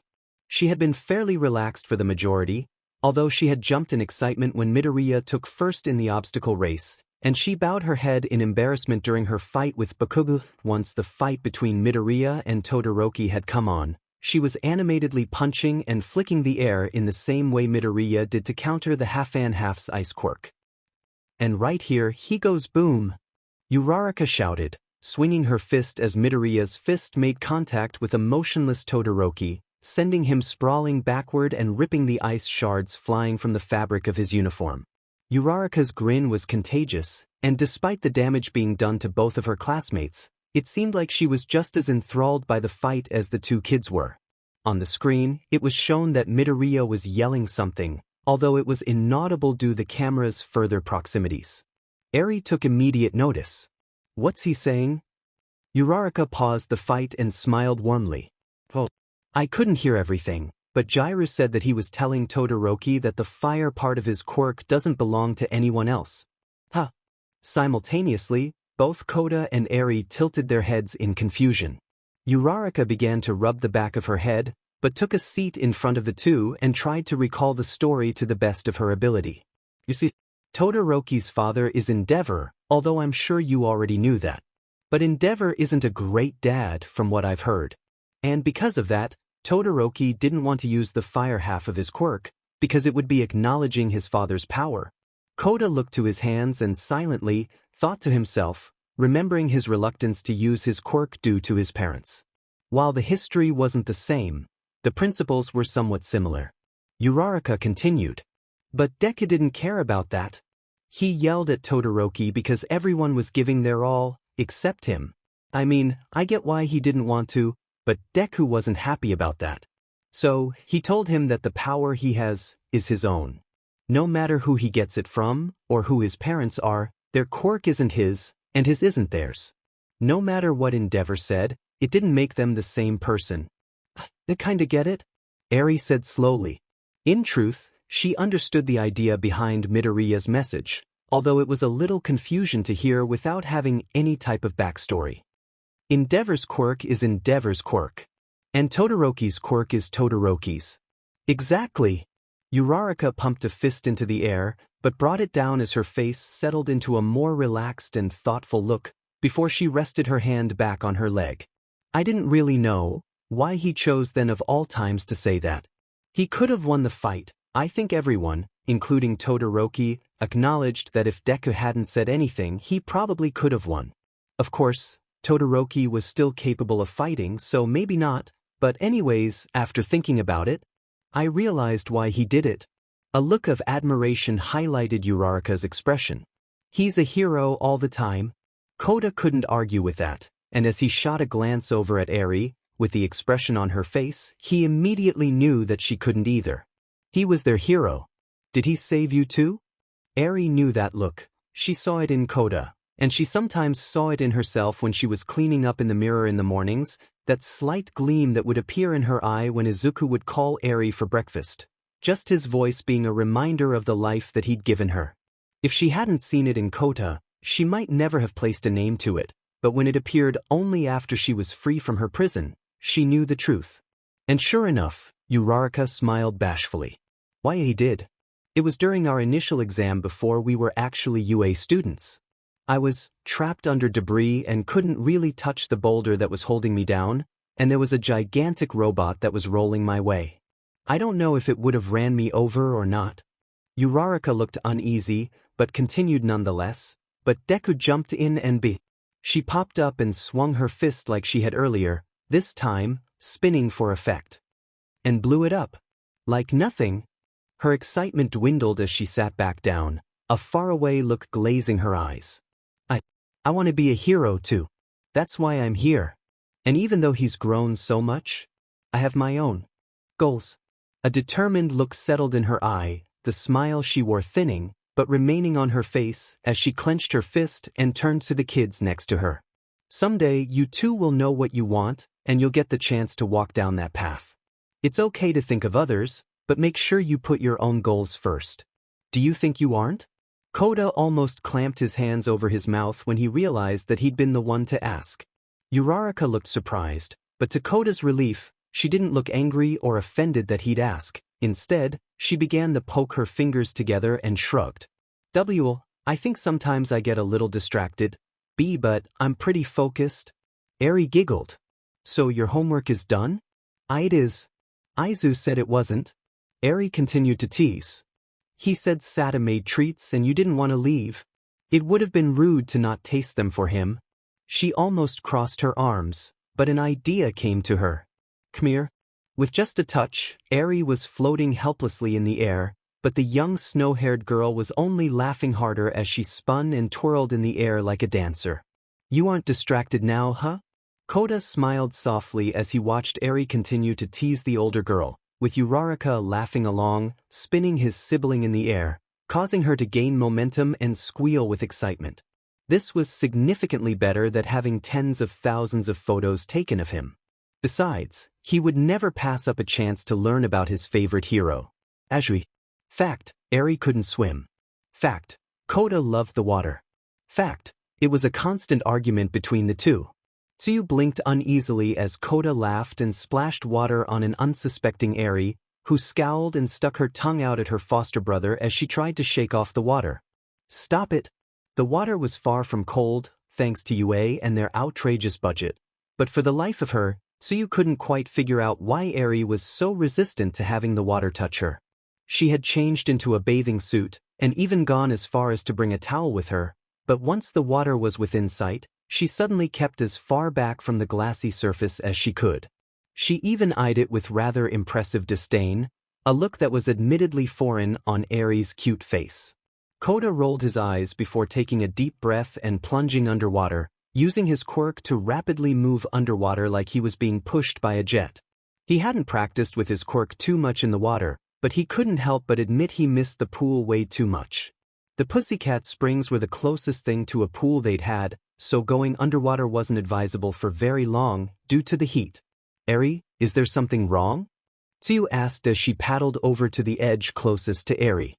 The girl frowned and looked away, folding her arms around herself like she was trying to hug herself. She slowly shook her head, but that did little to convince Tsuyu of anything. Do you not like water? Eri remained silent. Are you scared of it? No. Eri said defiantly, surprising both Kota, who had resurfaced, and Tsuyu. She realized how loud she'd been and sighed quietly, lowering her voice as she spoke again. I just don't want to get wet. It didn't exactly scream out rational excuse, nor did it appease Tsuyu's curiosity, and Eri could read the disbelief on the frog girl's face without even having to try. As young as she was far more mature than simply not wanting to get wet. But she didn't want to be honest, not when Kota was going to make fun of her. How was she supposed to tell anyone that her father hadn't been around long enough to teach her to swim? She was sure that they could guess the man that had held her prisoner for so long was the furthest thing from a teacher and could care less about her abilities to move freely in the water. While he'd been above torture, she sometimes had nightmares that he would drown her to keep her under his command, and not being able to swim did little to appease it. She knew she could be honest with Tsuyu, but for whatever reason, she just couldn't stand the embarrassment of having Kota tease her for something like that, especially when he seemed to swim so well. She almost pouted when she watched him move gracefully through the water. She wanted to be able to swim like that. Tsuyu, thankfully, was significantly more observant than Kota, and picked up on the stutter in her voice, before realizing her posture was to avoid being near the water. She wasn't particularly sure on how to approach something like this. No one in her family was scared of the water. Her brother and sister both had the same quirk as her and her parents. They all adored the water like it was a second home. Ribbit, why not put a foot in? Eri shook her head. No, I'm good. Well, that didn't work, Tsuyu reflected. Admittedly, it was beyond a long shot, so she was far from dissuaded. Instead, she pulled herself out the water and sat down on the edge of the pool, with her feet still submerged, and pat the spot next to her. I promise you won't get that wet. She even shot Kota a look that he clearly saw and understood, judging by his return look. With a bit of her lip, Eri hesitated. She kind of wanted to. She loved the water. She remembered when Midoriya showed her a picture of someone with a quirk that made the woman appear like a mermaid, with a long tail and immense grace within the water, and she remembered how cool it was. She wished she could be a mermaid, but she still couldn't shake that fear. The fear of suffocating, of drowning. Another pat of the tile, and Eri found her resolve crumbling as she inched closer to Tsuyu, and by reference, the water. It did look calming. The surface was calm, despite Kota paddling around, and it seemed relatively harmless. But she looked harmless too, and she knew better. What would Izuka do? Just like that, she took a seat next to Tsuyu, to the frog girl's surprise, though there was plenty of joy too. Eri tried not to shake too much as she dipped her small feet in the water, the fear pooling in her chest, its cold grip spreading around her lungs, trying to suffocate her. She felt her breathing begin to quicken, but a damp hand on her shoulder snapped her from her tunneling vision, and when she looked at the smiling girl next to her, her breathing regulated, and the darkness in her vision began to recede. Kota gently passed by, mildly disturbing the surface, but not splashing any water up at his foster sister. He saw the look she kept shooting the water as she had gotten closer. He knew she was afraid. He had to be ignorant to miss out on that. He squirmed uncomfortably in the water, trying to ignore the creeping guilt that was making its way to his heart. He hadn't meant to splash her in a way that scared her. He was just having fun. With a sigh, he realized his mistake. His fun wasn't her fun. You don't have to get in yet, Tsuyu said calmly. She meant it to. It was a huge step that Eri had taken. There was no need to rush it. I'm going to get in, is that okay? Eri nodded. She wasn't as afraid now that her feet were in. With a contained splash, the frog girl was back in the water, the warmth of the water surrounding her once more as she sighed in bliss. An idea came to her as she thought about the times she came to train, and she paddled over to a chest that was kept at the surface of the water, before opening it and pulling a large ball out. The smile on Eri's face was bright and even Kota seemed excited. It grinned as he peeked over at Eri, who was now completely distracted by the idea of a game, silently promising he'd get Izuku to help teach her to swim, so that later on he could splash her and not feel bad in doing so.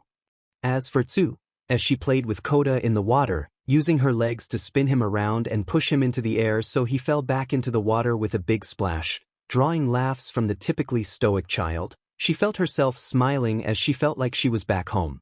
She glanced over at Eri, who was smiling and pushing the ball underwater, only for it to come back up. Well, she'd just have to bring Eri back a few more times. Yairose. In exchange for helping her talk with a certain half-hot, half-cold teen. Really, she talked to him all the time, so she had no idea why her throat closed up when he asked her if she wanted to join him and Izuku for lunch. Yaoyorozu promised Midoriya one single favor he could repay at any time. She didn't tell him that she'd help him with anything if he asked, but it just seemed more practical to her for them to do a favor swap. She'd been expecting something simple, involving her quirk, perhaps. What she came to find was two little kids, books and backpacks on their body, and an uneasy expression on Midoriya's face. They're distracted from their homework around me, and, well, I was hoping you wouldn't mind watching them? It was short notice, true, but it was also unexpected, and Yaoyorozu would later come to figure out that Midoriya was working on a new level for his full cowl, as he called it, and the two little kids were too intrigued by his training to focus on their own lives. She didn't mind, she'd been planning to go to the library anyways, so this was just another reason to go. I hate math, Kota mumbled. He bounced his pencil off the notebook, snorting as it landed dully on the crease of his notebook, the entire process seemingly as amusing as actually doing the work. Yaoyorozu looked over at his paper, full of illegible numbers and randomly placed formulas, and glanced back at her own paper. It was immaculate, clean, but most of all, it was precise. She hesitated saying anything. Would he get annoyed that she offered anything? Would he deny her outright? Her eyes flickered back to his forlorn expression. How did he look like he was doing to die? And she made up her mind, exhaling lightly as she did so. Before she spoke up, she glanced at Eri, who was sitting across from her, and Kota, and was satisfied to find that she was immersed in her homework. She even had a pleasant smile as she hummed softly to herself. Kota? The boy's eyes rolled over to where she was sitting, slightly wide with surprise that she spoke up. Sorry, did I annoy you? I'll stop. Momo cursed silently. He was obviously a bit more distraught than she'd originally anticipated. No, that's not it. Are you okay? Kota's body position shifted slightly, his head peeking up from the previously defeated position it had landed in, as curiosity overtook his features. He slid the notebook back a little as he pulled his head up. Yeah, I guess, he muttered. I just hate math. She repressed the urge to say, I know, and instead, put on a soft, kind smile. Well, what part makes you hate it? The numbers. And the idea of it. I won't do anything with math. His brows furrowed. At least, I don't want to. Maybe I won't do anything. I don't know. The frown on Momo's face grew more pronounced as his tone became edged with greater agitation. It was clear this was more than a matter of just mathematics giving the young boy a headache. She made a mental note to talk with Izuku about his behavior later, but for now, she had to fix at least one of his problems if she could. Math is more than just numbers. It's about understanding topics, such as quantity, structure, even space. Truthfully, Momo loved math. It was an essence of science, one of the building blocks of civilization. Without math, she doubted humankind would have made much progress through history. The look of horror on the boy's face made her pause, however, as he looked practically mortified. You mean, it only gets worse? His voice was barely above a whisper. Momo sighed in exasperation. No, you get smarter. She paused, trying to think of how to move the conversation in the way she wanted. Would you like me to show you how to do it? Kota hesitated. His eyes flickered from his paper to her eyes, and back to the paper, before a light red blush coated his cheeks and he crossed his arms with a feigned indifferent expression. Yeah, sure if you want. Gently shuffling her chair over a few inches, Momo leaned over so that she could get a better look at Kota's homework. Her eyes quickly scanned over the problems, and a smile broke out onto her face. Not that she had any doubts, but she knew exactly what the material was, and she knew just how to solve it. Now the hard part was finding out how to teach it without frustrating or embarrassing the young boy. Deciding the best course of action would be to find where Kota was struggling. She let him pick their starting place. "Were you having issues?" His answer came slowly, and there was a tinge of embarrassment to his words. I cheer." Momo nodded and began to go to work. "See, the first thing to do is to pull this number," she said, gesturing to an 8 with her pencil's eraser. She tapped on the paper softly and slid her eraser down, mimicking the movement. "Down to here." She then deftly wrote in the 8 and added the parenthesis before dragging other numbers down, humming gently to herself as she did so. It was like being a child again. She felt nostalgia blossom in her chest as she remembered her own mother lecturing her on the simpler lessons in school. Before she knew it, the problem was complete, and her work was just as well structured on Kota's paper as it was on hers. She turned to the younger boy with a smile. "Did that make sense?" The boy blinked. "Can you do that again?" He paused and added on. "But slower." Momo almost sighed, but she didn't miss the change in his tone. He understood what she did. He just needed to see it a few times, that was all. Speed was her forte, but there was no reason that she needed to fly through the material. It wasn't even for herself. "Sure," she said warmly, and began writing again, this time at a slower, more appropriate pace. As they were walking through the problems, Kota slowly, but surely, showing evident signs of progress, Yaoyorozu thought back to Kota's dejected statement about how he might not do anything. She had never really struggled with anything like that throughout her growth as a child. Her parents, despite how little they could be around, were fairly certain she'd make for an excellent heir to their business. She was dedicated to heroics, obviously, and that was how she ended up at Yudata, especially due to her powerful quirk. In fact, with her quirk, she was told she'd make a wonderful hero from a young age, though it was in part thanks to her butler that she kept a level head and understood humility and how to sympathize with others, despite her fortunate status. Looking at Bakugo, she always wondered if he had something similar happen with him, where everyone worshipped him. His behavior was exactly what she expected from someone who was spoon-fed compliments. She'd heard from Midoriya he was popular, she just didn't know to what extent. She shook the thoughts free. She was supposed to be focused on Kota. Despite her lapse, he was doing just fine, toiling away at the homework like he hadn't even been struggling in the first place.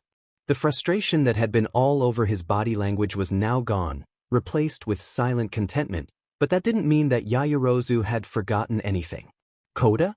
He didn't stop working, but he did slow down for a second, showing he was listening. "What did you mean earlier? When you said you don't know what you'll do?" This time, he did stop writing, but he still kept his eyes on the paper in front of him. "I don't know what I'll do, I guess. I don't know what I want to do when I'm older." He slid his hand over so that he was able to write on a blank sheet of paper, and he began to idly doodle. "Adults like to ask me what I want to do, if I want to become a hero or not, and I don't know." Before she could say anything, he continued, the tremble in his voice matching the tremble that shook his body. "I know. Izuku is a hero. And so were my parents. But I don't know if I want to be a hero. Being a hero has brought a lot of pain with it. For everyone I've known. I don't know if I want that." From across the table, Eri had stopped writing, and her ruby eyes were now clouded as she peeked up at the duo. Momo wanted to hit herself. She hadn't meant for the mood to become so solemn. But now that he'd confessed to her, he couldn't leave him hanging either. What was the right thing to say? These were Izuku's children, not hers. If only Midoriya were here, she thought silently. What would he say? Hey, it's okay. Kota stopped shaking momentarily. Sometimes, you won't always know what you want, and that's okay. There's a lot to do in this world, and you shouldn't feel obliged to do something. I know. Midoriya won't be mad if you don't want to be hero. There's so much time between now and then, you might just find something you like. But don't feel like you have to know, even if everyone else does. Especially if everyone else does. Because they aren't you. That's what Mr. Aizawa was trying to teach me. I'm not Todoroki. I shouldn't try to be. Yaoyorozu smiled brightly. That's right. They aren't you. So, please don't worry. It'll be okay. He might not have been trying, but slowly, a smile broke onto Kota's face, and his posture relaxed, and the trio settled back into their homework. Well, almost everyone did. Momo went back to her paper, but as she put the pencil to the notebook, she found her mind blank, and the only thought on her mind was, when can I do this again? Ishido. The park? Kota asked skeptically. You want to go there? Ashio grinned. Of course. Are you saying you don't want to climb trees and skip rocks? But Eri tried, but failed, to nab Mina's attention. Trust me, you guys'll love it. I know all the sights.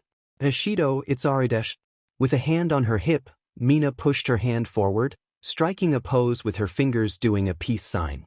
Midori'll be like, whoa, why didn't I think of that? And then, you'll want to go back all the time? It's raining, Kota said bluntly. Mina froze. She scrambled over to the common room window and pulled the blinds back, only to reveal a gusto of wind and rain coming down the building, pattering the glass with heavy droplets of water. Her expression fell and she nearly slid to the ground as disappointment took place of the energy she'd once had. That sucks. She turned to the two kids dejectedly. How did you even know?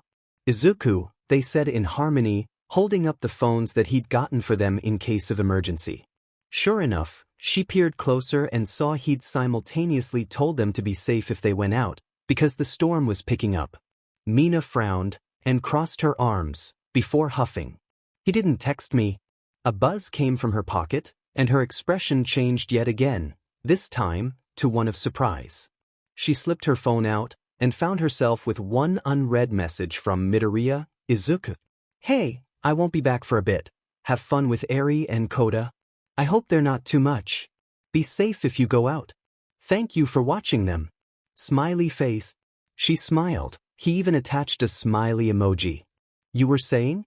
Kota asked. His voice barely masked the smirk on his face. Sassy, she said, sticking her tongue out. She then moved over to the couch, exactly where Eri and Kota were sitting, and plopped down between them, causing them readjust so as she didn't accidentally sit on either of them. Oh, I don't have any ideas. They sat in momentary silence, before Eri slowly spoke up. What about a movie? Mina snapped her fingers. I got it. The perfect movie. She lunged off the couch and crawled over to the television, which was held up by a small wooden cabinet that had various video games, video game consoles, and movies, all belonging to different students, but left in the common area for anyone's use, so long as they were respectful. Which, pleasantly, everyone was. Even Bakugo. Come on, Mina muttered, running her finger along the spine of every movie case on the shelf. She paused on Monty Python and the Holy Grail, wondering who in the world had brought that movie, but moved on, deciding it wasn't worth the effort. A grin broke out onto her face as she found the movie she was looking for, yanking it out and proudly holding it up for the two kids to see. Are you sure? It looks scary? Eri asked hesitantly. Even Kota looked a little unsure. Nah, trust me. I was watching this movie around your age. Plus, you know my first hero name was Alien Queen, right? They wordlessly nodded. Now you'll see where I drew inspiration from. The two kids glanced at one another, uneasiness written all over their faces, but ultimately, they relented. If Mina said it wasn't scary, then surely it couldn't be that bad, right? Let's grab some blankets and popcorn. And lights off, Ishido suggested excitedly. No matter how many times she watched this movie franchise, she'd never get tired of it. It was just perfect to her. Even if it was a little outdated by modern movie standards. She popped the DVD into one of the game consoles, knowing it doubled as a DVD player, and quickly ran over to the kitchen, pulling out some instant popcorn. Eri went over to Izuku's room to grab some of his fluffy blankets, hoping that she could bury herself in them if she became too scared. While she trusted Mina, she also had her doubts, seeing the cover of the movie. Aliens.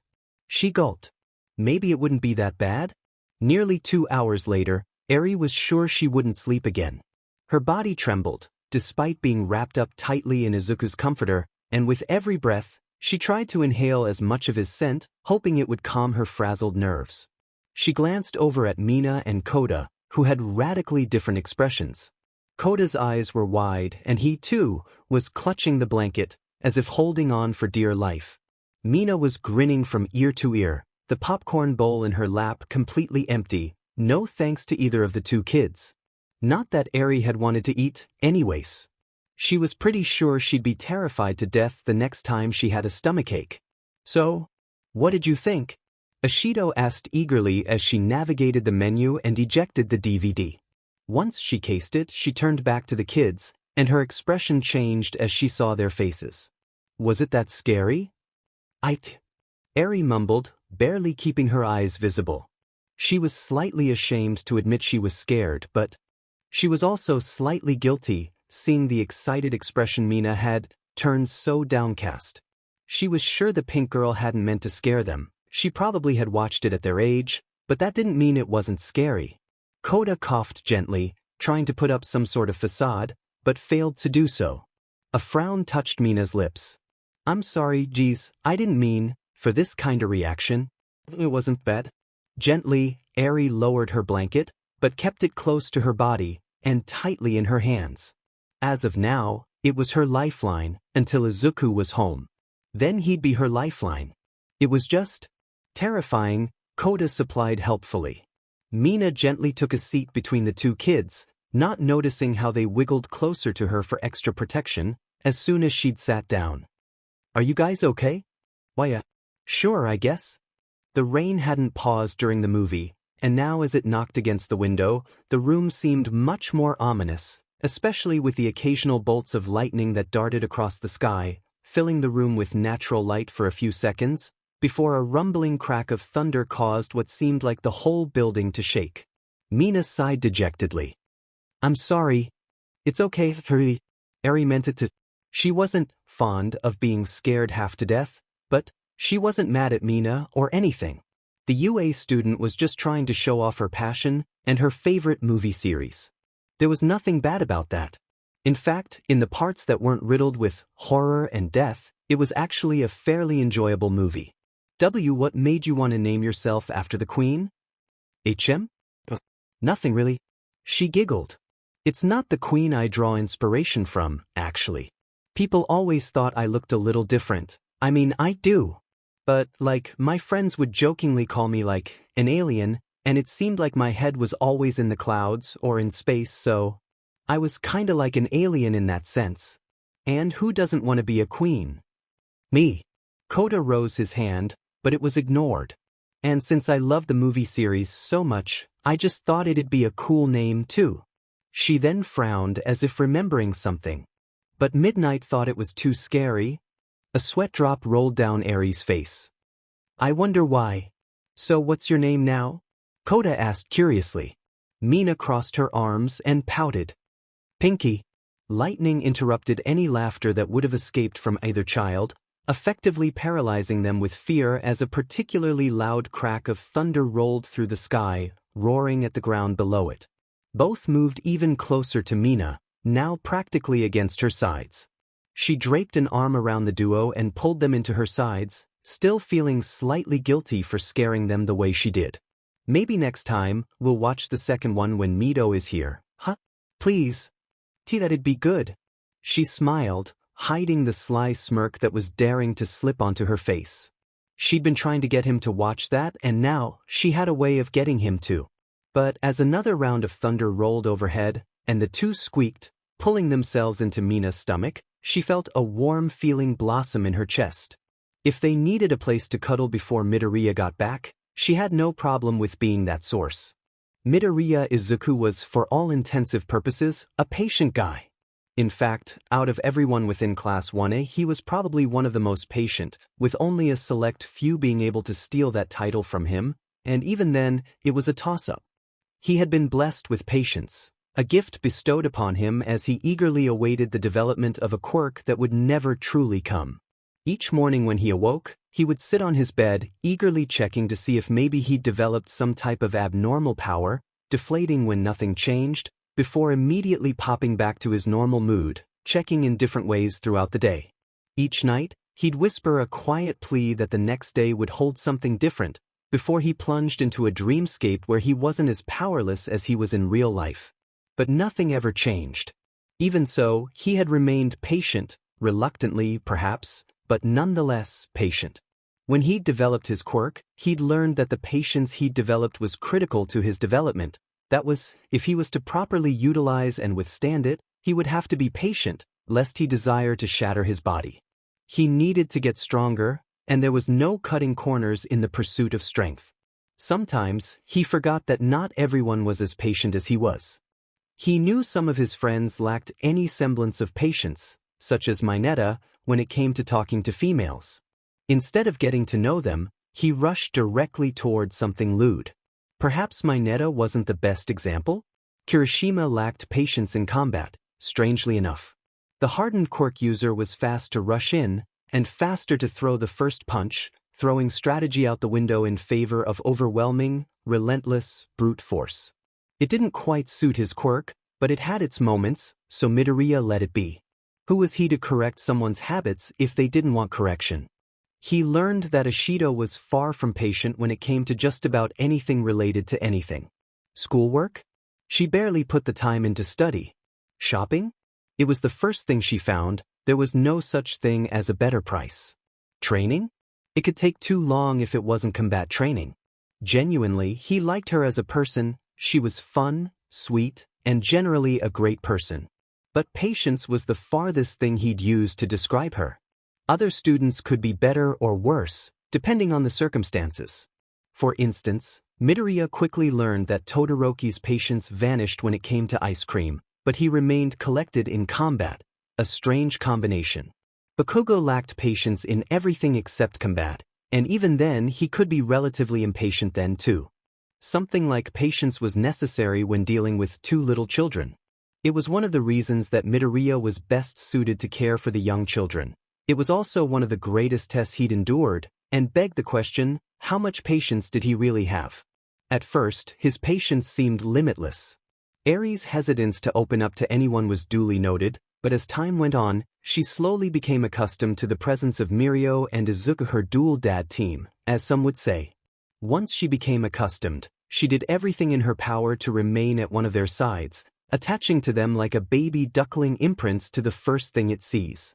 Midoriya didn't mind the amount of time he poured into coddling her, because in his mind, she'd earned it with all the horrific things she'd been through.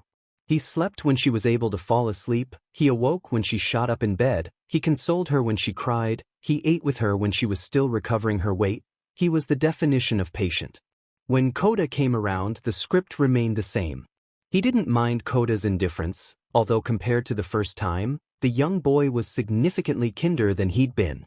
There were far less injuries, too. Heck, he was patient when the two children squabbled, their personalities rubbing each other just subtly in the wrong direction. He didn't mind separating them, putting his body in between their childish feud, smiling gently as they sheepishly clammed up and immediately understood what they'd done, before apologizing quietly. There wasn't a time he was known for being not patient. Minus a few select instances in combat, which everyone could overlook. So the silence that had settled between Mirio, who was looking awfully guilty, Kaminari, who was idly looking anywhere but at Midoriya, Kirishima, who was whistling a faint tune, Siro, who was smiling guilty, and Shuji, who was staring straight down, with his tentacles limp, had become quite tense. "Who's going to fill me in?" Midoriya asked sternly, crossing his arms as he did so. The silence remained thick between the five males, each one unwilling to break their silent vows. Midoriya wrinkled his nose, but understood that they did feel guilty. He could visibly see their guilt, but that didn't mean he wasn't upset. He glanced back at Eri, making sure she wasn't playing with her puffy nose and was keeping it pinched, since she'd already begun fuddling with it once, to unfavorable results. His eyes slid over to Kota, who was quietly nursing an ice pack over a swollen eye, casually playing on Midoriya's phone, which ended up enrapturing Eri, too. When he'd first seen them, he almost fainted on the spot. They hadn't been hurt under his care since he took charge of their care, proving to everyone that he was a worthy guardian. Though that wasn't to say they hadn't developed little bumps and bruises along the way. They were kids, after all. and a tender amount of TLC had them up and running in no time. However, once the shock had worn off, he'd sprung into action, dabbing at Aries' nose with gentle precise motions, and checking its alignment. Once he was satisfied it wasn't broken, he instructed her to pinch and lean forward to help stop the bleeding, soothingly rubbing her back as she hiccuped a few times as tears leaked from her eyes as she had to endure the stinging pain. Kota, on the other hand, was rather stoic, and easily accepted the bag of ice as Midoriya made sure that there was no damage to his eyeball. He had tried to play it off, but quickly understood that his caretaker meant business. They'd also sustained small injuries, a few scuff marks here, a bruise or scrape there, nothing too out of the ordinary, but that was, unfortunately, to be expected. Once the heir to all might was satisfied that his children were properly cared for, he turned his gaze to those that were possibly responsible, and since then, they'd been locked in a silent stalemate. He certainly wasn't going to back down, so it was simply a matter of time before someone cracked, and Midoriya was going to be sure one of them cracked. "We can sit here all day." Silence reigned supreme. Izuku sighed and turned away from the group of his classmates. "Or I can just ask these two, and let their wild imagination run free." A sudden chorus of "No, wait, please don't, and hold on," rang out, putting a thin smile on Midoriya's lips momentarily, before he wiped away the smile and turned back to them, hands on his hips. "Then tell me what happened." Kirishima bit his lip, before rubbing his arm. "We just thought they'd enjoy some games outside and—" He trailed off, but Midoriya was not satisfied. That didn't answer why his two children were bleeding and bruised, looking like they'd gone a round or two with a younger Bakugo. He crossed his arms and narrowed his gaze, which immediately caused Kirishima to look away again. "We might have overdone it," Zero admitted. He shuddered uncomfortably as Midoriya's dark green gaze focused in on him, and for a second, he regrets speaking up in the first place. Sensing the teen wasn't going to relent until more information was shared, Zero pressed on, doing his best to ignore the look he was getting. "We were roughhousing a little, and, well, they're not as sturdy." "Of course they aren't, they're children," Midoriya said exasperatedly. He took in a breath and pinched the bridge of his nose. "Mirio, you didn't stop them?" "Actually I did." He encouraged it, Shuji said without remorse. Silence. "That's cold," Kaminari admitted, watching Mirio stare at the multiple-armed hero in training with betrayal shining in his eyes. Zero did his best to not laugh. Extremely. Knowing that Mirio was equally, if not more, guilty didn't exactly help Midoriya figure out what to do. There wasn't exactly a handbook for how to punish people who were apparently not responsible. Plus, it wasn't like they were irresponsible people. They just had a terrible lapse of judgment, which warranted some type of punishment, right? Or did it only deserve a warning? "What am I doing to do with you guys?" Midoriya asked quietly, to no one in particular. He asked himself, what would Mr. Aizawa do?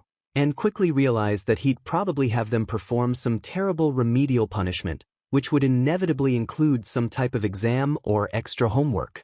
He shuddered. That was too stiff, in his opinion. Midnight would.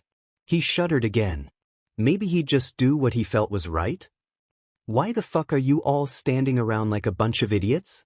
5 pairs of eyes widened, darting between the blonde-haired boy that entered the common room and the green-haired boy that sighed heavily. "Please don't swear around the kids, Kakin." He grunted, giving Midoriya a glare, but seemingly abiding by his request. "Doesn't answer my question. Kota and Eri were hurt when they were all playing outside, and I'm trying to figure out how to punish them." Bakugo's eyes widened, and he peeked around Midoriya, catching an eyeful of Eri's swollen red nose, along with Kota's puffed eye, and immediately whirled on the group of teens, who were now much more regretful than they'd been a few seconds ago. "What the fuck were you dumbshits doing, huh?" He pointed at the 2 kids, who were thankfully too distracted by Midoriya's phone to notice what was transpiring, and raised his other hand, detonating several miniature explosions to demonstrate his rage. "Why do they look like fucking Deku when he fights?" I wouldn't say they look like me." However, Midoriya's weak protest fell on deaf ears. "Do you have any fucking idea of how to fucking take care of children, huh?" Nobody responded immediately, mumbling responses, but avoiding the furious red-eyed glare that Bakugo was now sporting. "I can't fucking hear you cowards."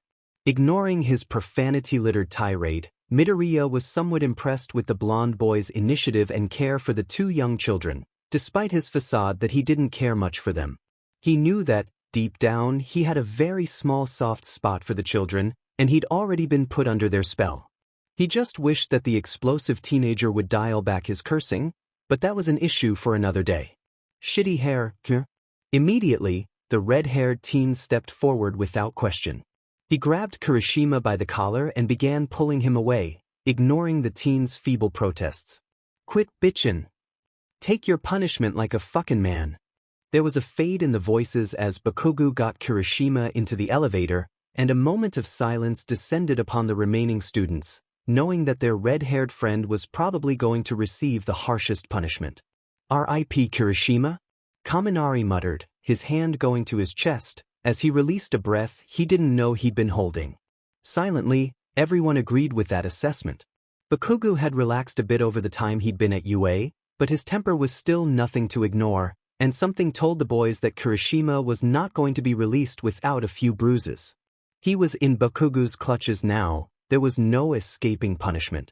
Even Midoriya felt a small semblance of pity for the spiky-haired teenager, but the feeling passed as soon as it came, a consequence of his decisions in the end. Unfortunately, even with Bakugo's involvement, there was still no answer that was given as to what the ideal punishment was.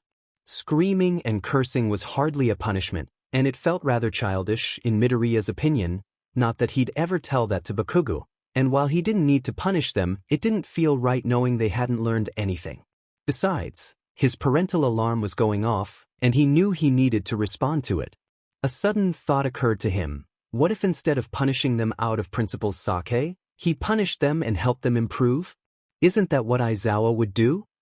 He wondered for a second before brushing it off. There was no way that Aizawa would have them train as a punishment, right? Right? A smile crossed Midoriya's lips, and for a second, the remaining males looked at him with a glimmer of hope. There was no way that their cinnamon bun would do anything cruel. He was a blessed child. A fluffy cloud in the sky. The flower that bloomed in the garden, sweet-smelling and pretty to look at. He was their sugar to all the bitter foods they'd encountered. The voice of clarity in a world of chaos. He wouldn't really punish them. "Izuku." "Yes, Eri?" Turning to face the little girl, Midoriya smiled widely as he casually lifted a dumbbell, feeling the familiar strain in his bicep, a welcomed feeling each time he lifted the weight. If he wasn't struggling, he wasn't improving, that's how he viewed weight training. The girl cutely presented a jump rope and frowned as it appeared tangled in multiple places. "I can't use it?" "Here, let me fix it," Izuku suggested happily, taking the rope as he set his weights down. Meticulously, he began furrowing the plastic coil through each loop, slowly undoing the monstrosity that had become the tangled mess. He hummed a little tune as he did so, causing Eri to join in, bobbing her head up and down as she hummed. She glanced to the background, putting a finger to the corner of her mouth, like she'd seen Midoriya do so many times before, as she studied the various movements going on in the back. "Hey Izuku? Why is everyone screaming so much?" Izuku glanced at his friends, frowning slightly as he did so. Kota was watching over their exercises like a hawk, glaring at anyone who dared to slack off, while also giving quick rushes of water out to anyone that earned a break. It was like watching a drill sergeant work his men without remorse, only pitying them enough to give them a few seconds of reprieve before sending them back into the field for more training. Kaminari was sparring with Shuji, although it was less of a sparring match and more of a massacre, as the multi-limb teenager was making quick work of the electricity user. Even though he was permitted to use his quirk, Kaminari was only allowed to use it along his body. Discharging any currents would render him less and less capable, and since they weren't allowed to stop anytime soon, the yellow-haired teen had to be smart with his quirk usage. Mirio and Sato were also going head-to-head, though it was slightly more fair. Even with Mirio's current status, Sato was still on the receiving end of multiple quick jabs, and was sporting multiple bruises from the larger boy's more power-based offenses. Several times, Sato had been able to neutralize the burly teenager, but more often than not, He found himself pinned to the ground, face to face with Mirio's giant grin. "I gotta say, this punishment ain't so bad," Mirio exclaimed, throwing another series of punches, following by a sweeping kick to Sato's lack of awareness. The wiry boy grunted as he hit the ground, before wheezing as Mirio spun him over and planted his foot on Sato's back. "Easy for you to say." Kaminari couldn't even come up with words as he desperately defended himself from Shuji's relentless attacks, trying to coat his body in enough electricity to keep the jabs from coming. Even though they stung, Shuji was hardly deterred, opting to power through the tingling sensation in an effort to recompense for his mistakes earlier. Finally, a quick jab ended Kaminari's defense, and the yellow-haired boy threw his arms up in exasperation. "I give. You win." He went to walk away, or limp, depending at the angle you stood at, but upon leaving the makeshift sparring arena, a shiver ran down his spine. Slowly, he turned to see Midoriya stretching, bioelectrical waves of energy crackling along his limbs, eagerly biting at the air. The teen had an innocent smile, as if he were invited to play a game. "I didn't know you wanted to spar, Kaminari. You should have just said something." Kaminari said, slowly backing up. His eyes glanced at Kota, who smirked, having rat the boy out. Kaminari's eyebrow twitched. He'd been played. One for all. Full cowling. Midoriya mumbled, squatting down as the energy built up further. Dust began to swirl, a sign of the boy's increasing power, and Kaminari's life suddenly began flashing before his eyes. "Ready or not? Here I come." Wait, W dash. Rochester. Smash. There was no time for Kaminari to even defend himself, as Midoriya swooped upon him like a bat out of hell, swinging his leg sideways, hitting the poor yellow-haired boy like a log rolling down a hill. Time seemed to slow as the teenager was sent flying through the air, crashing into Shuji and Siro, knocking the duo into a pile of limbs and bruises. Mirio, seeing an opportunity to claim his victory, firmly placed a foot on top of the pile, ignoring the groans that came from below, and grinned, flashing Midoriya a thumbs up. "I have a dash." Just as he went to speak, Kaminari's control over his electricity released, coating the pile of teenagers in an aura of yellow electricity, forcing Midoriya into action, darting forward to sweep Eri into his arms, before rushing over to Kota. Realistically, there wasn't a need to grab the two, nor was he fast enough to grab them before the attack started. However, he wanted to ensure that no stray bolt accidentally danced over to where they were. He wouldn't forgive himself if they were hurt twice in less than 24 hours. The attack ended as fast as it began, and Mirio slowly removed his foot, a grin still on his face. "Oh." Midoriya blinked, still surprised by the chain of effects, but it was Eri that broke the silence. "Looks like they're done for today. Can we get food?" Kota asked suddenly. Eri seemed to agree. "Food," she said, with a tiny amount of drool slipping from the corner of her mouth. All right, Midoriya said, laughing.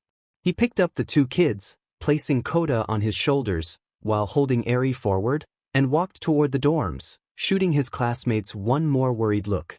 Once he heard Kaminari's way, he knew everything was all right. After all, they were supposed to learn something, and punishments weren't supposed to be fun, right? He smiled, sunshine emanating from his grin. Maybe he was cut out for this punishment thing after all. Behind him, the group of teenagers sighed, groaning in pain as they untangled themselves. Maybe Midoriya wasn't so innocent after all. Kota? There was a pause, a silence lingering in the air of the library momentarily, before the soft feminine voice spoke again, having collected her thoughts. "Do you notice that Dad hangs out with a lot of girls?" A response was delayed. The boy, having previously been furiously scribbling on a sheet of paper, stopped mid-thought, and stared at his paper, unblinking. The remnants of his math problem, disassembled and broken down into several columns of numbers, laid in wait on the paper, easily forgotten as a new and fascinating topic had been brought up. Kota didn't frown, but he didn't smile either. He simply sat for a moment, considering what his foster sister had said. "Yeah? What about it?" he asked slowly. During his time with the Pussycat Heroes, there weren't a lot of people that came within their domicile, men or women. It probably had a lot to do with their occupation, along with their relative isolation from the rest of modern-day Japan, but it was something that Kota had just chalked up as a normal thing. The drastic turnaround of transitioning to living with Inko and Izuku had given Kota a completely different aspect of life, but it had also changed his view on some of its normalcies he'd previously maintained. Yet, despite all of the changes to his preconceived notions, there was one thing that hadn't occurred to him until Eri brought it up. The Pussycat heroes were all single, and in Pixie Bob's case, ready to mingle. But more than that, they were well within the acceptable dating age, as Pixie Bob phrased it. Yet, despite all of that, it was incredibly rare to see them ever bring home guests of the opposite gender. In fact, despite all of Pixie Bob's claims, Kota couldn't recall a time he ever saw her with a male while on the premise of their land. Sure, he'd see her in photos online, where her love life was always in question, but she never once brought home someone of the opposite gender. For the longest time, he being a young male, didn't care. It wasn't his concern who his adoptive family brought home, and more than that, he couldn't find the internal energy to care about trivial matters such as dating and love. He didn't have a mother or a father anymore, so why should he care about someone's life? It was shallow, he'd later recognize, but it was justified too. Grief and denial had him as a completely different person. But now, living with Izuku, things were different. And Eri was completely right about one thing: he did hang out with a lot of girls. Eri, apparently, wasn't oblivious to that, either. I don't know. I wonder if he likes any of them. It was impossible to hold back a scoff, and despite Eri's frown and narrowing gaze, Kota couldn't help the slight tinge of sarcasm that colored his words. Come on, really? Look at him. He's like red all the time. He's gotta like one of them. But he's red around all of them, Eri pointed out. She crossed her arms and huffed, which shouldn't have seemed adorable, but if anyone could have seen her, it would have been. Her frown deepened, punctuated by the lack of any reliable lead as she considered her foster father's behavior around the majority of the girls. It was erratic to say it best. He'd gotten immensely better over the years. No longer did he break out in a nervous sweat when he was given the topic of simply approaching one of the girls. In fact, he was more than capable of approaching and instigating a conversation with them, but that was the extent of it. And to make matters worse, he had to know them extremely well in order to avoid his bumbling phase. If by some chance it was someone new, well, it was practically back to square one. But, even with all of his progress, there were still times that he reverted to the same timid boy he'd once been. Physical contact still took a slight touch of hesitation when it occurred, and his own initiation of it was a bit robotic at times. A sprinkle of red still dusted his cheeks whenever he was caught off guard by a well-meaning hug or accidental brush of the hands, but then, Eri supposed he'd probably retain that until a day came where he was solely engaged to that one special person. An idea occurred in Eri's head, and to put it in motion, she ran over to her notebook, snatched it up, and threw it in front of Kota. There was a moment of protest when she shoved his homework aside, but he quickly forgot about the assignment once more when Eri doodled Izuku's name, along with the names of all the girls within Class 3A. Uraraka, Yayorozu, Ashido, Hagakure, Azui. 6 names, 6 different girls, 6 different personalities. What is this all about? Kota looked at the paper carefully, trying to figure out why there were several lines separating each name, and why Eri seemed so excited. Simple, she said with a sunny smile. We're going to help him decide. Whether or not it was a protest, it fell onto deaf ears as Eri quickly began jotting down notes at a speed that rivaled Midoriya when he was in hero otaku mode. They were messy, etched into the paper in a scrabbled scrawl, but they got the points across, and Kota quickly found himself scanning each phrase and considering it deeply against what he'd noticed. Uraraka, really sweet and nice, intense, bubbly, innocent. Yayorozu, helpful, thoughtful, smart. Ashido, energetic, playful, funny. Hagakure, friendly, sweet, excitable. Azui, calm, peaceful, encouraging. Gyre, fun, spontaneous, quiet. Is quiet a good thing? Kota asked, though if he were honest, it was more to himself than to Eri. Still, the young girl took the question in stride, and nodded as she kept thinking of terms. It's different than, like, Hagakure. It's good, don't you think so? Did he want Izuku's girlfriend to be quiet? Honestly, it wasn't something that he'd ever thought about, mostly because the topic of Izuku's love life had been absent from his thoughts. But if he were honest about it, it did sound rather appeasing to him. After all, he too was rather quiet.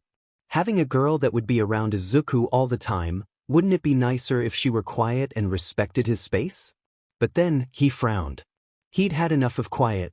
He remembered the time that Yaoyorozu helped him with his homework. She'd been so patient. So kind, so helpful. It was hard to forget that, and as he kept skating through his math homework, he remembered her aid and how patient she'd been. How thoughtful. Just like Eri had said, she'd been exactly what he needed. Plus, he remembered all the times that she'd been there for him, doing little miscellaneous things for him that just kind of stuck with him. She wasn't quiet, but she was motherly. Yeah? Motherly? Wow. What's wrong, Kota? Eri had seen enough of Kota's rapidly widened eyes to realize that he was definitely thinking of something. Is something wrong? No. He said suddenly, but clamped his hands over his mouth just as fast. He hadn't anticipated that much force behind his words. He took a breath and tried again, this time, slower and more in control. I was just thinking maybe Yamamo would be realistic? The snowy-haired girl pondered his words carefully. Truth thought. Yaoyorozu was one of the original girls he'd gone to when he was first trying to acclimate herself and Kota to their new living situation. She'd been every bit of helpful as she could have been, and it was honestly because of her that Eri had even felt comfortable around the rest of Class 1A at the time. But yet, whenever Eri tried to imagine Izuku with the tall girl, she just frowned. They'd make a sweet pair, but maybe, she said slowly. I kind of thought Ishido or Uraraka would be better. Both girls were something unique. Uraraka had a personality that was a bit all over the place, if the young girl was honest. There were days that she was sweet and innocent, so much like Izuku that it actually scared Eri. The Gravity Girl was always one of the first people to offer her assistance, sometimes even before Izuku had time to ask, and she didn't shy away from anything. Then there were energetic moments, where she had no problem throwing away the constraints that bound her. Those were the times she bounced around, throwing mock punches and jumping around like she was weightless. Finally, there was her serious face. A face that Eri tried not to talk about. Ishido was geared more toward Uraraka's energetic side, and pretty much lived 24/7 like she was riding a caffeine high. For the amount of times that Ishido had devised some sort of entertaining game or idea that left anyone in her wake feeling tired and exhausted, there were also times that she just brought up the mood of the room by entering it. It was a different sort of light than Uraraka's. It was more upbeat and eccentric, whereas Uraraka's was typically bright and relaxing. But there were sides to Ishido that Eri had only seen a few times when she was with Izuku. The times where she was mellow, and simply encouraging him to relax and rest, or even take the day off to recover his waxing/waning health. If there was one thing that Eri would readily admit, it was that her observation skills put everyone else to shame. Somehow, the pink girl knew what people were thinking, and by extension, feeling without having to talk to them. It was a trait that Ishido had, but Uraraka lacked. They both had their glimmering lining that Eri couldn't help but love. But she knew that one would have to be picked, and the other would probably feel pretty hurt about that. And that made the young girl's heart sink. She didn't want either of them to feel hurt. She wanted them to be happy. She wanted to be happy. Ishido can be scary sometimes, and Uraraka is, I don't know, kinda like a kid too. It wasn't like he was insulting them, he loved them too, Eri knew that. But she couldn't resist the defiance that shimmered within her eyes, nor could she help the defensive side that seemed to jump at the not present accusation that he knew better. So what? That doesn't make them less qualified. Kota folded his arms, not rising to the bait like Eri thought he would. Sometimes, it surprised her how calm he could be when he was deep in thought. His gaze deviated upward as he pondered, bouncing his leg up and down rhythmically. So why not Gyro? Or Hagakure? Gyro's like a cool aunt. Plus, she's been eyeing up Kaminari since she introduced you to the drums. Kota paused, before nodding and conceding. Eri kept going. And Hagakure is kinda like an older sister. Then there's Ojiro. What about Azui? Eri put her finger to the corner of her mouth, tilting her head slightly as she did so. She's not here a lot of times. She has to go home to take care of her siblings, you know? Kota froze momentarily, pondering a thought, before he spoke up slowly. Wait, I thought we were talking about a girl for Izuku? We are, Eri said, confused. Then why does it sound like you're justifying it like something else? Up until that point, Eri hadn't realized it. She'd simply been justifying the positives and negatives in her mind. Everyone had them, and she still loved everyone the same, but she wanted to be rational about everything. Yet, without knowing, she'd done the same thing that Kota had done. It had started out as picking out the ideal girl for Izuku, but it had evolved into something more. She, too, was picking out the ideal motherly girl. A flash of red heated her cheeks, but even so, the young girl stood her ground, refusing to admit her fault. She crossed her arms and stuck her lip out in a familiar pout, but didn't back down from her stance.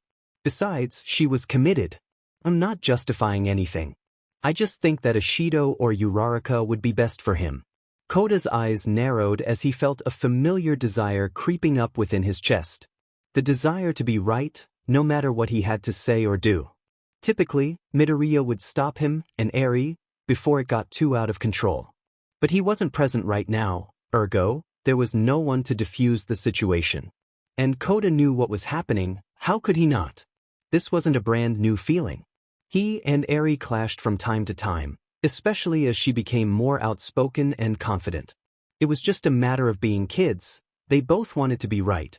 Ishido is too T2. He stumbled for a second, unable to come up with the words. Too much. It wasn't often that Eri fought back. Kota knew that. She typically would become frustrated and huff off, looking for Midoriya to justify her thoughts, in which Kota would follow her grumpily, ready to defend himself. He had always been the vocal one, willingly to defend his thoughts. He'd been doing it for so long that it just felt like a second nature. This time, however, something must have compelled her, because Eri didn't flinch in the face of the brewing fight. In fact, her ruby eyes glinted, and she seemed ready to defend herself. It unnerved the young boy, not because he was scared, but because she'd never done it before. I'll prove you wrong. Ishido and Izuku are way better together than anyone else. She added a stomp of her foot for emphasis. Kota didn't back down either, rounding up his homework and snorting loudly, locking eyes with his foster sibling. And I'll prove you wrong. Yamamo is the best. Fine. Fine. They gave each other more firm glance, promising action in their intense looks, before turning away from one another with emphasis, and walking out different exits of the library. Nobody paid them any heed, mostly because everyone was locked within their own cluster of assignments. But simultaneously, in a different part of the school, Midoriya felt a chill run down his spine, like a foreboding warning had descended upon him. He blinked, looked around, and slowly returned to his training, unaware of the brewing storm. Days had passed, and if Midoriya were an honest man, he'd admit something was different. Thankfully, he was an honest man, and so he had no problem admitting that exact thing. Steadily, if not hesitantly, Eri and Kota had been bringing Ishido and Yaoyorozu around more frequently, and at times he least expected it. The days that they came home from school, they'd almost instantly go to one of the two girls, instead of him, and bring them over, before going on about their day. At first, it was nice to see. But then, he paid a bit more attention. There was an unspoken battle that seemed to be brewing between the two. He couldn't place his finger on what they were fighting about, but there was no ignoring their defiant and stubborn looks that they threw at one another. On the rare occasion they didn't have one of the two girls locked at the hand, they were too busy giving each other the stink eye to pay much attention to him. It was concerning. He wasn't exactly sure how to go about bringing it up, though. Ordinarily, he'd address the problem head-on, and it would be resolved within a few hours. But this felt different. It was more than just a battle between kids. It held actual heart behind it, and that changed his approach. He'd been tempted to talk to Ishido and Yaoyorozu about their thoughts, but with UA loading on the coursework, he found himself slowly drowning against the various text and homework assigned nightly, and he couldn't catch either of them alone for enough time. He considered shooting them a text message, but if he was honest, he wanted to talk to them more. Finishing up his set, he sighed. He pushed the matter to the back of his head. He'd just have to be blunt about it, it seemed. If Kota and Eri were fighting, then ultimately, the issue fell to him to resolve their growing schism before it got out of hand. When Midoriya had finished racking his weights, he stretched out, grunting lowly as he felt the familiar pump in his arms keep his appendages taut and firm. It was an intoxicating feeling, he mused, his thoughts dancing away from the problem burning on his brain. There was something he had come to crave naturally when he lifted the heavy weights, slowly, meticulously, curling, pulling or pushing the weights in various directions, achieving the eccentric or concentric contractions in his workouts. The way his arms ached and struggled against movements later in the workout, and the way his muscles felt full, pressing firmly against his skin, it was all a rush. In a way, he was thankful. Without All Might's intervention back when he was in middle school, he would have never had the confidence to work out, nor would he have known how to. There were internet guides, but without a spotter, it was impossible to nail the correct form, no matter how much he read. His quirk was a blessing that led to so many more opportunities in his life. "Hey, Dad." With his hands on his hips, Midoriya turned, surprised to see Kota, unsurprisingly, pulling a flushed Yaoyorozu behind him. Her hair was in a messy bun, and she was wearing a casual turtleneck with sweatpants, as if she hadn't been expecting to be pulled from her studies, or whatever it was she had been doing. "You should hang out with Yamamo." Kota. "It's a bit rude to force people to hang out," Yaoyorozu protested, though she didn't seem opposed to the idea. She eyed Midoriya carefully, not at all flustered by his sweaty appearance. Even though she'd been coerced into seeing Midoriya more than usual, she was never against seeing her quiet classmate and spending time with him. Really, he was one of the few people that didn't leave her exhausted or pulling her hair out by the end of the day. While she wasn't bothered, that didn't mean Midoriya wasn't, though. It wasn't like he was particularly bothered by it, but he tended to try to avoid anyone until he'd showered, since he knew how sweaty and disheveled he could look afterward. "Why yeah, I gotta shower first." "Okay, then just hang out afterward," Kota stated casually. His look was blank, but it was innocent, and Midoriya's surprised gaze softened. There was no rhyme or reason to his request, and for a second he wondered, maybe there was something going on in the background in Yaoyorozu's life. He hadn't noticed Momo acting strangely, but that didn't mean she didn't have something on her mind. Maybe it was a secret message Kota was sending him? Either way, he was put in a tight situation. With a sigh, he relented. "Well, if you want to, Yaoyorozu? I don't mind doing something after a shower. We could review for the structural integrity chapter that Power Loader is going to quiz us on tomorrow." The tall girl smiled, despite herself. "I suppose that'll work. I was planning to study that in a bit, anyways. Company might do me some good." "Cool, then let me just G-dash." "Midori." The teen blinked, his vibrant green eyes going wide as a pink blur crashed into him. A large grin rested on her face as she nuzzled into his chest, bouncing up and down happily. "WW." Ashido pulled back momentarily, her amber eyes gleaming happily, matching the smile she wore. Positive energy radiated off her being like heat from a lamp, enveloping Midoriya in a cocoon of warmth. "If you wanted to grab dinner, you should have just asked me personally." Eri didn't need to let it slip. "Dinner? What is she talking about?" Midoriya wondered, his brain beginning to kick into overdrive. He hadn't remembered specifically tell Eri about any plans to ask anyone, let alone Ashido, out for dinner. Yet, the pink girl wasn't a liar, and judging by her raw joy, there was no way that she was kidding about anything either. "Ah? Getting caught with your hands tied, Midoriya?" Yaoyorozu asked with a hint of mirth in her voice. She didn't seem bothered by the sudden shift in plans. Instead, she put her hand to her mouth and tried to refrain from giggling. Midoriya rubbed the back of his head awkwardly, a wobbly smiling making its way onto his face. "Why, I guess. Sorry, maybe we can study a different time?" "Oh, were you two gonna study? We can always do a rain check," Ashido said, feeling a slight stab of guilt. "No," Eri said, busting into the room. She seemed out of breath, likely a result of having to chase down the energetic pink girl, resulting in her leaning against the doorway for a moment. No, dinner is important. You can't study being hungry. Unbeknownst to anyone, Kota's eyes narrowed, seeing the tactical ploy that Eri played. He cursed internally. She'd played a sly and devious game. Their efforts, thus far, had been met with resistance from their dense father. But that didn't mean she'd won yet. But if you don't study, you might fail? A sweat drop worked its way down the brow of all 3 UA students. Crap, I haven't studied yet? Ashido said glumly, her energy falling off immensely, though she remained attached to Midoriya. A groan worked its way from her lips as she tilted her head backward dejectedly. Well, why don't we all get food, then study afterward? Yaoyorozu offered thoughtfully. Ashido's eyes lit up happily, her energy returning once again, and released the green-headed teenager as she bounded up to the tall girl, sparkles in her eyes. That's a good idea. You're the smartest, Yamamo.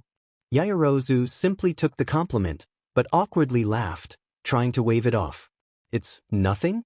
Just a bit of rational thinking. But Ashido, don't you want to get dinner with Izuku alone? Eri asked quietly, trying to keep her voice from reaching everyone. The pink girl smiled, leaning over to whisper in the young girl's ear. Sure, but that can always happen a later night. There's nothing stopping us from tomorrow or something. Yamamo? Kota paused, struggling to come up with something to say. He deviated his gaze, trying to curb his rising frustration as nothing came to mind. How was Eri able to come up with tactics so easily? How come he couldn't think of anything to say? Without even looking, he knew her patient gaze had settled on him. His fists curled into balls and opened his mouth, but nothing. He couldn't think of anything. Eri had won this round. Yaoyorozu gave the boy a momentary look, studying his demeanor, before she reluctantly nodded. A small smile worked its way onto her lips and she decided to bite the bullet, gently patting him on the head, despite his hat. He froze, but melted into the touch subconsciously. And that's why he couldn't help the tear that leaked from his eye. Angrily, his head snapped toward Eri and he growled. Why are you so stubborn? Can't you just let Izuku be with Yamamo? Midoriya's eyes widened and he turned a mix of blood red and hot pink, with steam pouring from his ears. Had he really just heard what he thought he heard, or was he going insane? You're the one trying to force things. Eri countered. It was surprising to all 3 UA students, hearing the anger in her voice. Why can't you just stop being stubborn? Guys, Midoriya's voice was drowned out by the much louder and emotionally children, locked in a fierce glare. Kota growled. I'm not stopping anything. He stomped in place, a simple redirection of his anger, and despite his damnedest, tears began dripping steadily from his eyes. He trailed off. Honestly, he wasn't sure where he was going with that statement. Inside of his head, his thoughts were all discombobulated, like his brain had been put through the blender. Scattered and awry, there was no reason to what he was thinking. The only thing he knew for certain was that he trusted the tall, black-haired girl. She was something special in his eyes. And Izuku, he was special to. It made sense. He wanted them both in his life. Together. But he had no idea why. Furiously, he turned away, ashamed of his behavior, but also ashamed of crying in front of his hero. The childlike pride he had instilled in himself caused a rush of frustration to ebb through his body, and it took all of his willpower to not lash out angrily with his quirk. Not that he wanted to attack Eri. He just practically needed, to direct his frustration somewhere, instead of hoarding it inside. But he had nowhere to lash out. So, instead, he took the next best option. He turned and ran out, tears dripping on the floor behind him. I'll go talk to him. It was the first thing that any good parent would think of doing. Kids were, for lack of a better term, difficult. The way that their mind worked was not similar to how an adult's mind worked, and often, their subtle differences resulted in extraordinary reactions. Logic, no matter how sound, could and would fail at the very first moment the child refuted the information, and often was buried in the depths of the conversation, set onto the back burner, left there without heat. Adults, too, could neglect logic, but it was typically in a different manner. Emotions that ran rampant would eventually simmer, and a shameful apology often found its way to the forefront before self-reflection set in and the person, generally, learned a thing or two before history would repeat itself. There was only one good difference between adults and kids: children rarely hid things when emotional. Kota? From behind his door, locked tightly as assumed, a gentle sobbing was heard. It was difficult to tell the origins, whether it was from frustration or sorrow, but ultimately, the source didn't matter as much as the reality of the situation. There was a fleeting lapse in noise before Kota's tear-stained voice echoed back, weakly. "Go away. I can't do that. You're upset. I don't want to talk," he replied unevenly. Maybe to a regular person, that might have meant something. Maybe a regular person would have been deterred, keenly aware of the fact that a child's patience could be remarkable at times. Maybe a regular person would have sighed and simply walked away, with a soft reply of, "Okay, I'll be back later," only to return and find nothing had changed. Maybe a regular person would have done that, but the heroics course didn't preach giving up. That wasn't plus ultra. "That's fine, I can wait." A moment passed, and there was no change. 2 minutes. Then 3. There was no reason to keep track of time, for it was only a matter of time. Be it minutes, days, weeks, or years, the door would eventually open. And Kota would eventually come out. A jingle of the doorknob indicated patience's virtue had shone through the uncertainty once more, as the door creaked open, and Kota peeked through the valley, eyes red.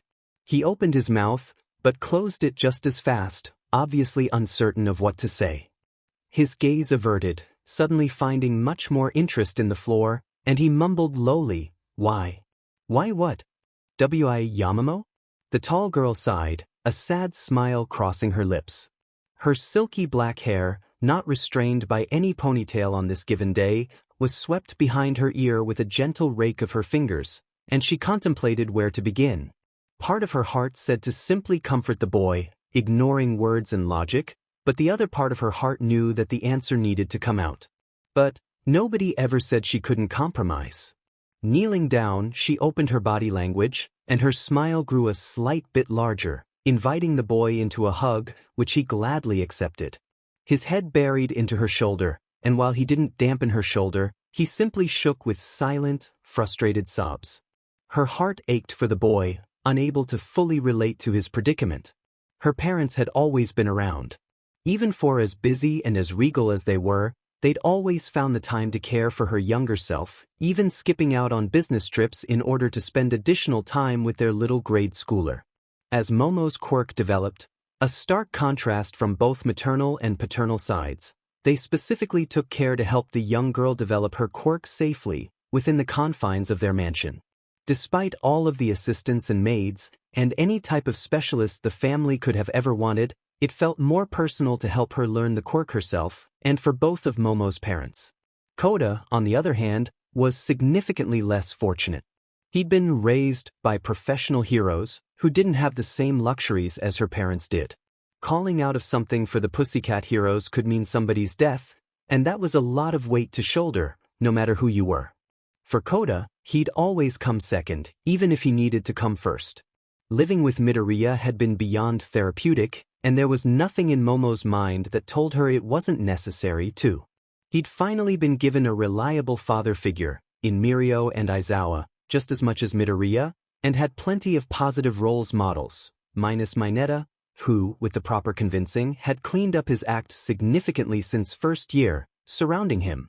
But the heart was unwillingly greedy, and before Kota knew it, he'd been pining for the last piece of the puzzle. "A mother. I can't tell you that, Kota," Yaoyorozu said softly. Her hand fleetingly went up to Kota's hair, but when he stiffened subconsciously, she slowly moved her hand to his back and lightly stroked her fingers against that, instead. Truly, her heart ached, and another pang of pain flashed through her soul as the poor boy sniffled. I don't want you hate me, or Midoriya.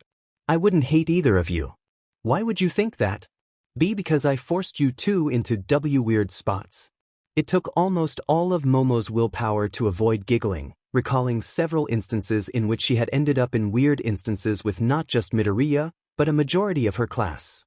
For Ojiro, who'd never seen a bare set of breasts, he'd been beyond embarrassed when Yaoyorozu's uniform had been shredded by her quirk.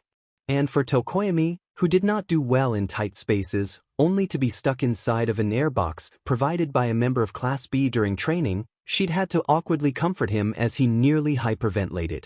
The past few days had been odd, and Midoriya, as a whole, emitted awkward as part of his existence, but they'd been far from unpleasant.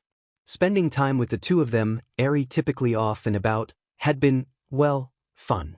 Aizawa's workload had done little to convince her to be more social, but with Kota's intervention, she found herself laughing during times she'd thought she'd be stress-crying. With the revelation that had recently occurred, Momo now realized she'd seen less of Eri because the young girl was trying to fulfill her own goals, and she felt herself torn. Both kids needed something, and they both wanted something else. How was she to fix that? Kota, it's okay. She squeezed the boy a little tighter within her grip. You didn't do anything wrong. There's nothing to be sorry for. She meant it, of course. He was still young, no matter how much he'd been forced to endure. At heart, he could feel as old as he wanted, but at the end of the day, despite however mature he felt, he was still but a child. A child who, for all that he knew, didn't know any better. It hadn't been malice that drove the young boy to do anything. Thus, Yaoyorozu didn't see anything wrong with his thoughts. Were they manipulative? Possibly so. Was that concerning? Maybe a touch. But was she mad? Could she even be mad? He'd done nothing but coerce the two UE students together during times when they were not engaged to a prior activity, and for that, she felt little room to feel anything negative. There would be a day when being just a child would no longer work in his favor, and those days of flippantly ignoring the boy's behavior would vanish, as people would dote on his temperament daily. But, for now, Yaoyorozu was committed to being as helpful as she could to both Kota and Midoriya. Because honestly she couldn't stand around idly and let the boy think he wrong for wanting something as simple as a mother's love, even if, in her own personal opinion, she was far too young to be a mother. We'll speak about your... Yaoyorozu paused momentarily, considering her words carefully. Tactics later, but for now, why don't you tell me why you felt the need to compete with your sister? Kota wriggled out of the hug, and as he did so, appeared incredibly embarrassed as he averted his gaze. He mumbled something unintelligible under his breath. What was that? He sighed. You just wanted to be right. I feel like people side with Eri more, 'cause she's, I dunno, a girl? Yaoyorozu frowned. Truthfully, he raised a valid point. He was often overshadowed by his sibling, but it was less due to her gender, and more due to her habit of appearing cuter in the eyes of the beholders, which, oftentimes, was the girl's anyways. Her shimmering ruby eyes against her snow-white hair made her a very photogenic model, and she was often found smiling or looking wide-eyed, innocent at the lens when the camera was turned on her. Kota, on the other hand, had a perpetual habit of escaping the limelight by either scowling at the camera or purposely ducking out of the way. While he, too, had his adorable moments, they were farther and fewer between, which in a child's eyes, could cast the illusion that they didn't matter as much. It was wrong, of course, but there was no easy way to explain that to an attention-starved kid. Explaining that wasn't exactly going to go easily, but Yaoyorozu had already come this far, she figured she could take a stab at it. Kota, it's nothing to do with her being a girl, you know? It's all about presentation.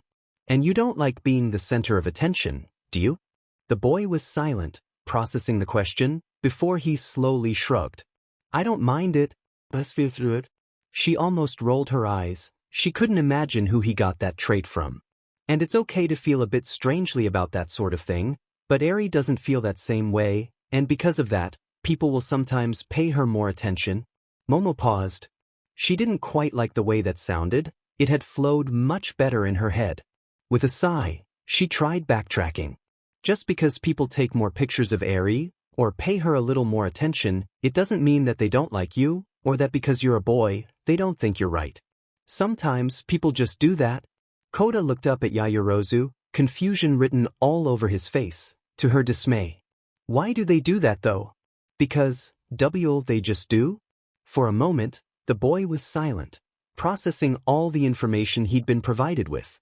His face was scrunched up in deep thought, before finally he shook his head and stuffed his hands into his pockets. I don't get it. People are weird. Momo sighed, partially out of relief but partially because, well, he was right. Studying the boy, however, and digesting what he had to say, a thought occurred to her. You don't feel as if you need to compete for my attention, do you? He shied away, kicking awkwardly at the ground. I mean, sometimes, yeah, but you're busy with school and stuff. That was only natural, of course. She was, after all, enrolled in Japan's most prestigious hero course, and was the vice president of her class. While it didn't please her to be overly busy when there were people that genuinely wanted to spend time with her, there was also no avoiding the fact that sometimes she'd just be consumed by her workload, and there was only one way around that. Her friends, for the most part, had come to accept that, and they supported her entirely, which she appreciated to no end. But outside of that? No, and I don't feel that way with Zukuther. I dunno. Frustration began slipping into his tone, a likely result of his attempts to dissect his motives. Sometimes I feel like Eri gets everything. Yaoyorozu blinked. The cursed internally. She didn't have any siblings, thus, that problem had never existed in her world. Furthermore, her parents were capable of supplying her with whatever she wanted, whether that be something monetary in value, or sometimes just quality time. Well, what is it that you want? Silence. I don't know. Resisting the urge to giggle, Yaoyorozu took Kota by the hand, gently leading him back to the living quarters, where she knew Izuku to be waiting. Come, I'm going to show you that the only thing you need is waiting for you. The awkward silence that had followed Kota's sudden departure was, for lack of a better term, deafening. Yaoyorozu quickly whispered something to Midoriya, who quickly whispered back, and nodded with a soft smile. The whole time, Mina and Eri were equally in the dark, though only Eri was unaware of what was being discussed. She looked from Ishido to Yaoyorozu, over to Midoriya, and then back to Ishido, hoping that at least one of them would provide her with some sort of information. But when the tall black-haired girl walked after Kota, and Midoriya frowned after her, deep in thought, she felt guilt creeping up on her. She didn't know why she felt guilty, though. It wasn't as if she'd done anything to hurt Kota, or to make him cry on purpose. He'd challenged her, and she'd responded.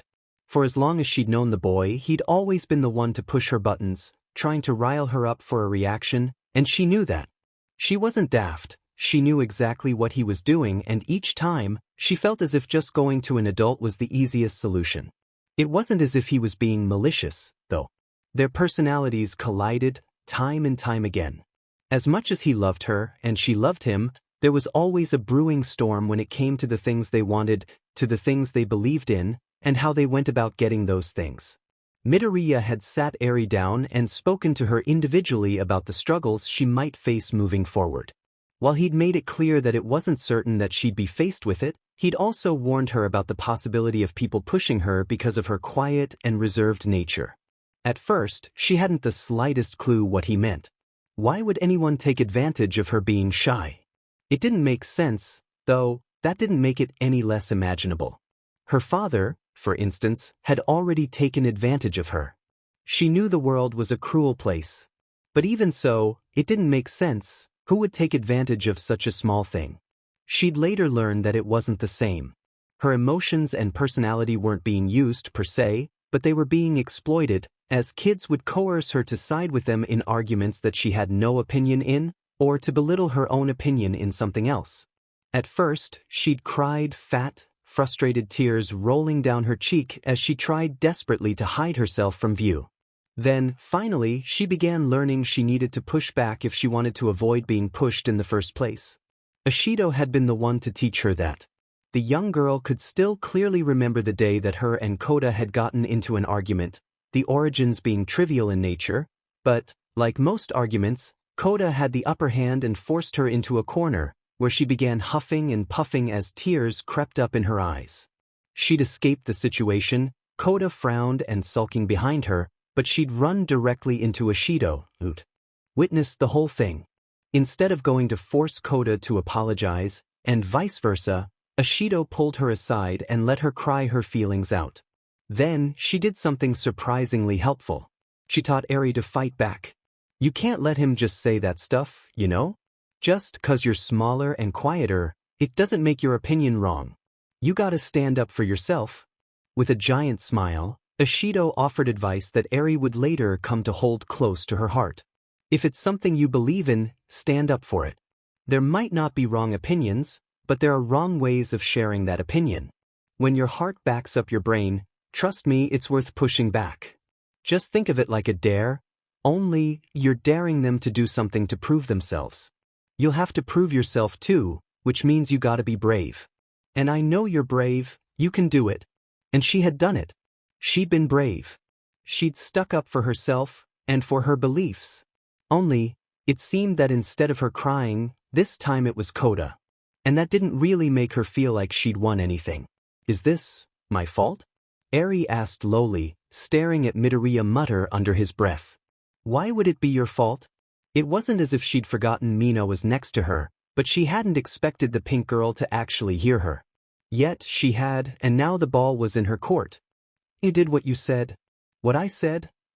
Mina put a finger to the corner of her mouth and looked upward, as if scanning her brain for a particular memory. What did I say to do? To stand up for myself. Because Kota said I was wrong, but I know I'm right. I know it with my brain, she said, pointing to her head. And my heart. She pointed to her chest. And I made him prove it. Ashido blinked once. Then twice. And then a giant smile crossed the pink girl's face, recollection shining across her features. There you go, Eri. She knelt down and hugged the girl, smothering her with the pride she felt. I knew you could do it, although, it looks like it created some work for Midoriya, huh? Ashido said with a guilty smile plastered on her face as she pulled back from the hug. Eri, though, wasn't smiling. But I feel bad. I didn't mean to make him cry. I just wanted to prove I was right. Well, Kota's just a bit confused right now. And don't forget, he also thought he was right. Remember what else I told ya? There might not be wrong opinions. Kota isn't wrong, and neither are you. It's just, you stuck to your guns, and I don't think he expected that response. Both girls looked in the direction that Kota ran off in, Eri looking more worried than Mina. Ashido knew that Yaoyorozu would break through to him. She was good like that. Without even knowing the full story, Ashido already saw the telling signs of a competition and could see what it was that they were debating. And frankly, it made Mina's heart soar that Eri saw her like that. But it also made her feel a smidgen bad that it conflicted with Kota. Both kids had endured rough rides already. Determining who had the rougher life was impossible and completely up to the judger. They'd both suffered far too greatly in their young lives, and Midoriya was the first great thing that had happened to either one of them. They both deserved whatever happiness was out there, and Ashido was sure that Midoriya would find a way to grant them that happiness. The only problem was the whole mother situation. Typically, children didn't dictate who their father would end up getting with, simply because they wanted her as a mother, or vice versa. It was typically the single parent establishing an interest in the other party first, and then the kids would be introduced into the picture. This was backward, and also mildly concerning. Midoriya was stuck in a situation that, for better or worse, he might not even want to be in. There was no promise he was romantically interested in either herself or Yaoyorozu, like his children were imaging. Forcing himself to be with them would only complicate matters more when there was a loveless relationship in place, destined to crash and burn, inevitably creating more strife in the life of the kids. Ultimately, it was a bad place to be, again, assuming he had no romantic interest. If he did, then things were different. But someone was going to end up disappointed. And that was yet another concerning part, especially since it was clear that both children had differing opinions. There was a lot for Midoriya to handle, moving forward. And, truthfully, Ashido felt bad for him, because somehow, no matter how he played his hand, there would be a loser. Do you think I was wrong? Ashido turned to Eri, putting a hand on the small girl's shoulder, and smiled softly at her. Oh, I don't. It was simple, and there was no backing evidence. But Ashido didn't feel she needed to add anything more. She had siblings, and she knew all about competition. From being right to being wrong, to feeling right and feeling wrong, Ashido had been in every position imaginable at some point in time. She'd been the accuser, the accusee, the enforcer, the enforcee, and in between all of them, and even to the present day, she knew that when it came down to it, just because something ended badly, it didn't mean she was wrong for thinking the way she did. Pleasing everyone, as she'd learned, was oftentimes impossible. Somebody would lose, and then, eventually, they'd cry, rage, or simply mope. Nobody accepted losing well. That was just a fact of the game, and it was widely accepted. Eri and Kota were in an unfortunate feud, but Kota hadn't been exposed to the other end of it. He hadn't ever been pushed like that before, and it showed. Eri hadn't exactly won, but by forcing him to act, he'd realized that he had to actually outmaneuver her, which he failed at. Mina sympathized with him. She'd been outplayed by her brother and sisters on so many occasions, it humbled her to remember them. But, in every loss, she learned an important lesson. Whatever she wanted, she had to want it more than the other person. It would be a telling lesson for her, moving forward.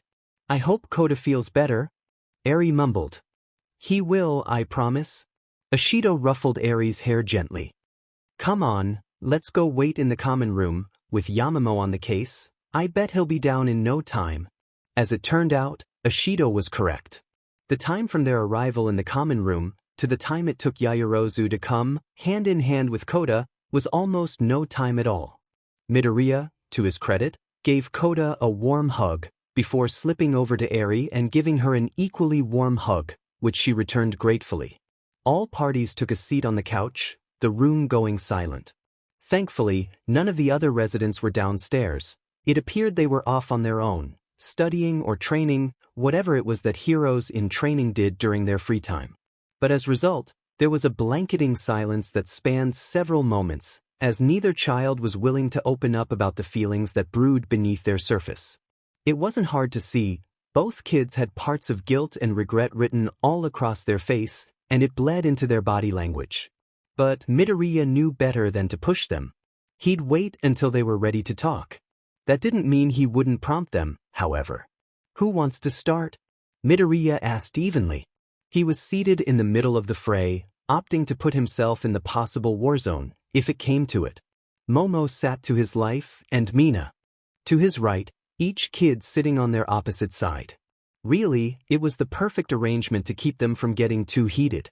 Vision did a lot to set one off, and having them separated was a big deterrent. Silence continued to reign. So, Midoriya waited. I'm sorry, Kota said in a low voice. He shielded his eyes, opting to bow his head in submission, an acceptance of whatever punishment possibly awaited him. I didn't. His words trailed off, stymied by his lack of knowledge. Though he likely had a reason for his actions, Midoriya had no doubt that Kota didn't quite understand what drove him to act. It was a consequence of being young. There wasn't always a concrete, finite driving force in the decision-making process. The young Midoriya hardly had forgotten his own childhood, and those decisions he made as a youth. While a majority had been harmless, there were a few that had stuck with him and likely affected his friendship with Kaken. They were innocently driven, of course, but they reeked of simplicity, which made everything a little bit more difficult. Even though they'd had Kaken's best, assumed, interests in heart, they often complicated everything, since it was the opposite of what the blonde boy wanted. A majority ended up souring their already tense relationship, straining the connection until it nearly broke, though it wasn't always the fault of the young Izuku. It was that which he held regret for, even if it wasn't entirely his fault. Nothing he could ever take back, nor did he particularly want to. But he knew better than to scold either of his adoptive charges. It wouldn't help them understand anything. No, he needed them to understand, which meant he'd need to clearly explain everything. If you're going to be sorry, you need to know why you're sorry, chorused both Eri and Kota, eliciting a small smile from Midoriya. It seemed they'd learned that lesson well enough, a lesson he had drilled into him by all might. Right? He looked at Kota, then at Eri, and then back at Kota. So why are you sorry? Kota bit his lip. I was a jerk. To Eri. Then, I forced Yamamoto and you to hang out. I'm a jerk too. Eri piped up, to the surprise of the small boy. I made him do it, and I forced you and Ishido to hang out. I'm sorry. Midoriya inhaled. That's nothing to be sorry for. Both kids looked up at Midoriya. You two have lived hard lives. I know that I'm guilty of wanting the same things you want. Sure, my mom is the best. Izuku smiled fondly, thinking back on all the times his mother had taken him to a comic store, or written hero journals with him, even going as far to help teach him how to draw. But I can't say I didn't want my dad around. This time, Yaoyorozu and Ishido looked at him with wide eyes, as well as Eri and Kota. It seemed as if there was a unanimous ceasefire on all sides as the topic of Midoriya's father came up. As far as either of his two classmates were aware, the issue had stayed locked away, in a place that no one dared go. Bakugo was the only person with any historical knowledge of Izuku and his mother, and whatever knowledge he had of Midoriya's missing father had stayed privy to only his knowledge. Nobody had the courage to bring it up to him, and he'd never seen fit to bring it up, thus keeping it hidden away. I never really knew him. My mom told me he's alive, he's just working, but to a kid that doesn't really mean anything. Sometimes I'd see my classmates with their dads and think, why can't that be me? Or I'd imagine myself in their shoes. He snorted suddenly, a small smile touching his lips. It's kinda embarrassing now that I'm older. I just wanted a whole family, is all. What I wanted. Kota coughed softly, sensing the shift of everyone's attention onto him. Not that. I don't, love you. Izuku felt his heart swell at that. I just want a complete thing, I guess. But I went the wrong way about it. Do you know why? It was a simple question, one without any expectations. It was prominently clear that Kota was sorry, his body language spoke more than his words did. But Midoriya wanted to see if the young boy could identify why his thought process had been wrong, simply beyond the guilty feeling that he felt. This time, it was Eri that spoke up, her soft voice breaking the muffling quiet. Because we used others? Midoriya nodded. Wanting something isn't a crime. Everyone wants thing. But you can't rope others into your desires, especially if you don't know what they want. Blissfully, Midoriya was unaware of the slight blush that touched Ishido's cheeks or the pondering look that crossed Yaoyorozu's face. The pink girl went as far as to whistle softly under her breath, drawing a hushed giggle from the pale-skinned child next to her. We could spend all night talking about this. Eri and Kota both kept their groans in check, or we could watch a movie? 4 pairs of eyes lit up at the proposition, and Midoriya quietly laughed as Ishido began teasing Yaoyorozu about her excitement. Kota began laughing, breaking the dam between himself and Eri, as the snow-haired girl joined in, creating a soft melody of mixing chuckles that Midoriya simply basked in. There was still a lot that was unsaid, after all. He wasn't looking forward to when he was cornered by the 2 beauties next to him, but if his perseverance had taught him anything, it was that if he broke enough bones, the problem would eventually solve itself. Come here, you two, he said with a wide smile and open arms. Whether or not he had secret magnets within his grip was a mystery, but suddenly there were 2 children, laughing within his grasp, giggling and snorting like nothing had ever been wrong.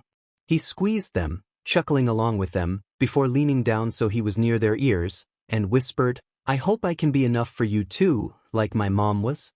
Their laughter simmered a bit, but they equally squeezed back, burying their faces into his sides. You always have been, Dad. You're not Tiger, but you're pretty good at hugs too. And being a dad. Quietly, Midoriya peeked over his shoulder, spying the 2 girls that remained on the couch, their hands folded in their laps.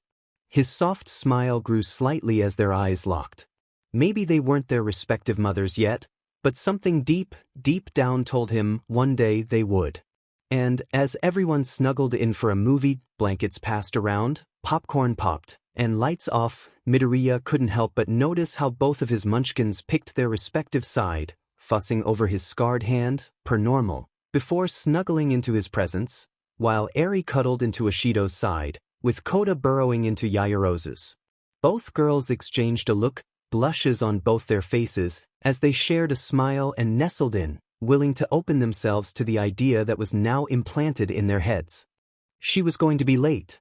A quick glance at her digital wrist watch told her that was a lie. She was already late. She was simply becoming later. A noise, something between a groan, a moan, and a growl escaped her lips as she tried to pick up her pace, weaving in and out of the students that were nonchalantly making their way to class. Did they not have midterm exams? They were at a hero school, one of the best and brightest in Japan. How could everyone afford to be so relaxed? Finally, after a few moments of desperate jogging, she broke free from the throng of people and made her way outside, toward Training Ground Beta, the towering simulation buildings glaring at her from a short distance. Why she had to meet separately from the rest of her class for their midterm was beyond her. The exam was tomorrow according to her homeroom teacher. For her to meet him in the training grounds was a little odd, but she was trying her best to be rational about it. Perhaps it had to do with her quirk? Rumor had it that they'd be fighting a pro-hero from the school. Specifically, according to upperclassmen, they'd be put with teachers who would exploit their weaknesses and put them to the true test. Nobody had anything good to say regarding their memories of the midterms, and each year, the mood around the hero course turned a bit more anxious as dread began to build up in those that had already experienced it, while anticipation of the unknown built up in the first years. However, Eri would be lying if she said she felt the same nerves that everyone else felt. She wasn't a cocky person, at least, not to her knowledge. Perhaps she had instances where her confidence bordered that line, but she did her best to ensure she didn't cross it.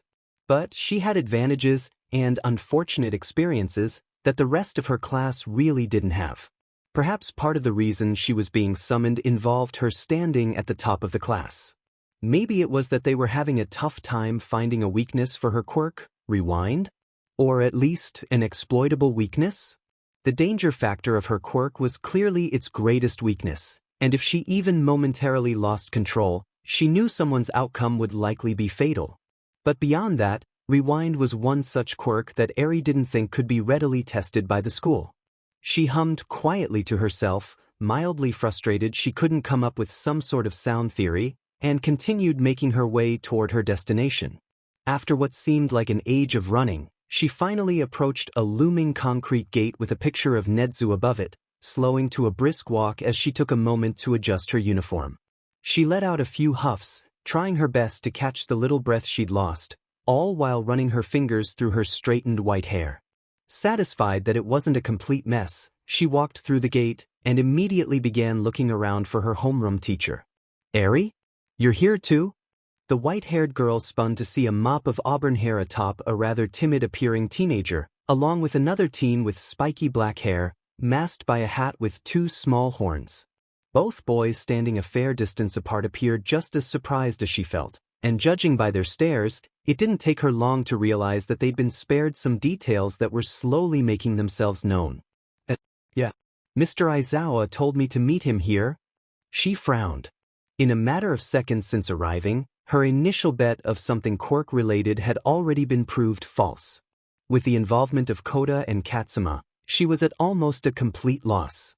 Regarding their quirks, Kota didn't have precise, immaculate control over his quirk, but it was relatively stable in his hands, and he rarely suffered any misfires. It also lacked significant detriment like hers did. Katsuma, on the other hand, was a healer.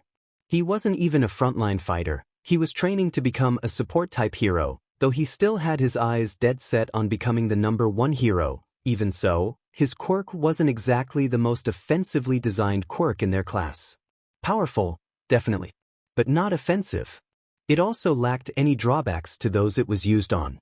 The drawbacks were entirely on his body. He'd grow tired, using his own energy and stamina. A polar opposite of the late recovery girl, the once-upon-a-time school nurse. Whatever she'd been speculating, she now knew she was off base completely. "Eri." A gruff, tired-sounding voice broke the girl's thought patterns, drawing her attention to her homeroom teacher emerging from around inside the nearby mock building. He seemed just as exhausted as ever, though his once scruffy appearance was now tenfold, thanks to a black beard he now adorned. The same black, loose-fitting clothes hung on his body, with the capture tape snugly wrapped around his neck. "Izumi, Shimano," he greeted just as gruffly. "You sure took your time getting here." The three students looked to one another, confusion remaining evident on their expressions.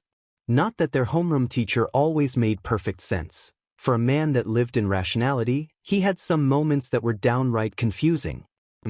Mr. Aizawa, you said the practical was tomorrow? She trailed off, hoping that her half-ended question would be enough to prompt an explanation from their teacher. However, with his bored, unchanged expression, she sighed internally, realizing she'd have to get directly to the point. So, why are we in the training field today? Yeah, didn't you say for everyone to take it easy the day before? Kota added somewhat uneasily. Aizawa held his expression for a second longer, drawing a further amount of nerves from the three prospective heroes, before he sighed and broke eye contact. Lamely, he used his head to gesture to the building he'd come out of. The answer is simple, if not a little impractical. Your assigned teacher is an old student of mine. All three current students looked at one another, even further puzzled. Kriati, from time to time, came to assist with general heroics, and their rescue training was occasionally supervised by Froppy, one of the better-ranked rescue heroes. The Golden Class, it was dubbed, which had survived multiple villain attacks and was famous for producing the top of the top heroes. No other class in UA history had bore as much fruit as that class did. Each and every student wound up impacting the hero community and making a name for themselves. Granted, there was a lot going on during their school year, but even so, it was something remarkable. And, somehow, it was the first class the trio imagined when Aizawa mentioned a former student. It was the only class that seemed to remain involved with their alma mater. And, while he'd never be caught dead admitting it, it was the one class that seemed to invoke a special little glint in Aizawa's eye when he mentioned them. He insisted on testing you three together, even though he isn't even a teacher at UA. Aizawa droned, a little drip of his annoyance leaking into his words. He then sighed for a second time, shrugging lightly as he did so, though the faintest ghost of a smile touched his lips. But, the principal okayed it for whatever reason. Is it? Togata? Eri wondered aloud, putting a finger to her chin. From behind her, Kota shook his head. Doubtful, why would he want either of us? He asked, gesturing to himself and Katsuma. He then narrowed his eyes disdainfully at Katsuma. Especially him, the quiet boy. Next to Kota frowned, frustration appearing on his expression, but before he or Eri could interject, he drawled onward. Besides, there's no reason to get us all involved. We don't have similar quirks, after all. Lay off Shimano, Izumi, Eri warned lightly. The conflict between the two boys had yet to simmer since kicking off at the beginning of the school year. For some reason, everything Katsuma seemed to do just rubbed Kota in the wrong manner, and for the maintenance of her sanity, Eri could not figure out what the catalyst was. She sighed, seeing no reaction from the black-haired boy. Instead, she turned back the building that stood in front of the trio like a well-placed obstacle. It sounds like a Togata move. But Eri trailed off, muttering to herself. She continued staring at the door that likely held their examiner behind it, as if waiting for the monster of a man that was Mirio Togata to pop out and challenge them energetically. It was a Mirio-like move. But it didn't seem to have all of Mirio's fingerprints on it. He enjoyed training with Eri, and always popped in unexpectedly. He didn't really do requests like the current request. Besides, the last she had heard, he was out the area, taking care of a mission request on an off-island. If he'd finished the mission that quickly, which for a man of his caliber, it was always possible, then he would have at least said something, right? The doors suddenly slammed open, or, more appropriately, came flying off their hinges. All three students immediately shielded their face out of instinct as the doors flew through the air, and were forced to close their eyes as a gust of wind came roaring out from the doorway. Beside them, Aizawa simply sighed and mumbled lowly. Of course he'd be theatrical, his mentor was just as impractical. Eri was the first to recover, her gaze shifting to the doorway, where the silhouette of a man stood tall and proud. Her eyes widened, and she felt a sudden spike in her heart race as a rush of excitement and nerves rushed through her veins as she took in the man's appearance that she'd come to know so well. There was no mistaking his tall but lean form, or the spiky mess of curls that made up his signature haircut. Eri, Kota, Katsuma, your opponent? Just slightly behind her, Kota and Katsuma both took a step back, fear etching its way on their faces in an identical pattern as the voice that once inspired hope and confidence echoed deep in their minds. It was such a simple phrase, but a phrase they never thought they'd hear him utter toward them. "Will be me." The first step he took, the ground actually cracked under the strength and aura he exuded. His smile was genuine, then again it was always genuine. There were different inflections. All 3 students could attest to that. He had his heartwarming smile, also known as the smile that could make them feel so safe. There was the nervous smile, which he wore quite frequently back when they were all kids, and he was just a prospective hero. But his most recognizable smile? His determined smile, the same smile that he gave his opponent before he utterly crushed them flat. The same smile he was giving them. His vibrant green eyes betrayed the competitive spirit he released, as they softened when he gazed at each individual student. "I hope you're ready. This is going to be the hardest fight you've ever had." Just to emphasize his point, the powerful man formed a fist, his muscles bulging against his hero suit, further inadvertently intimidating the 3 heroes in training. Simultaneously, all 3 students had the same thought run through their head. Our fight is against the number 1 hero, Deku? The next day, when word had slipped that Eri, Kota and Katsuma were fighting the number 1 hero in Japan, they were immediately assaulted by every member of their class in various stages of fright. It might have been somewhat endearing to Eri, but she was still coming to terms with the terrifying fact that she'd be going head-to-head with same man that was responsible for her independence and freedom. He was a significant reason she was still alive, let alone able to attend Japan's greatest hero school. He was also one of 2 reasons she applied to U.A in the first place. Now that she was fighting him, it was as if all of her confidence had left her body, leaving the chilling sensation of fear and doubt.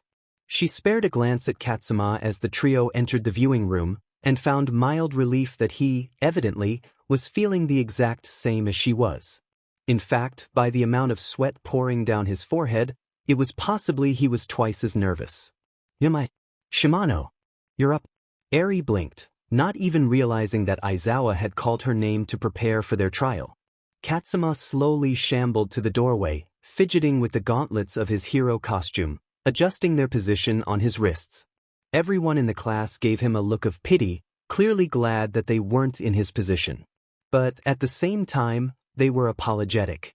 He was a kind kid, probably the sweetest in the class, if Eri were being honest.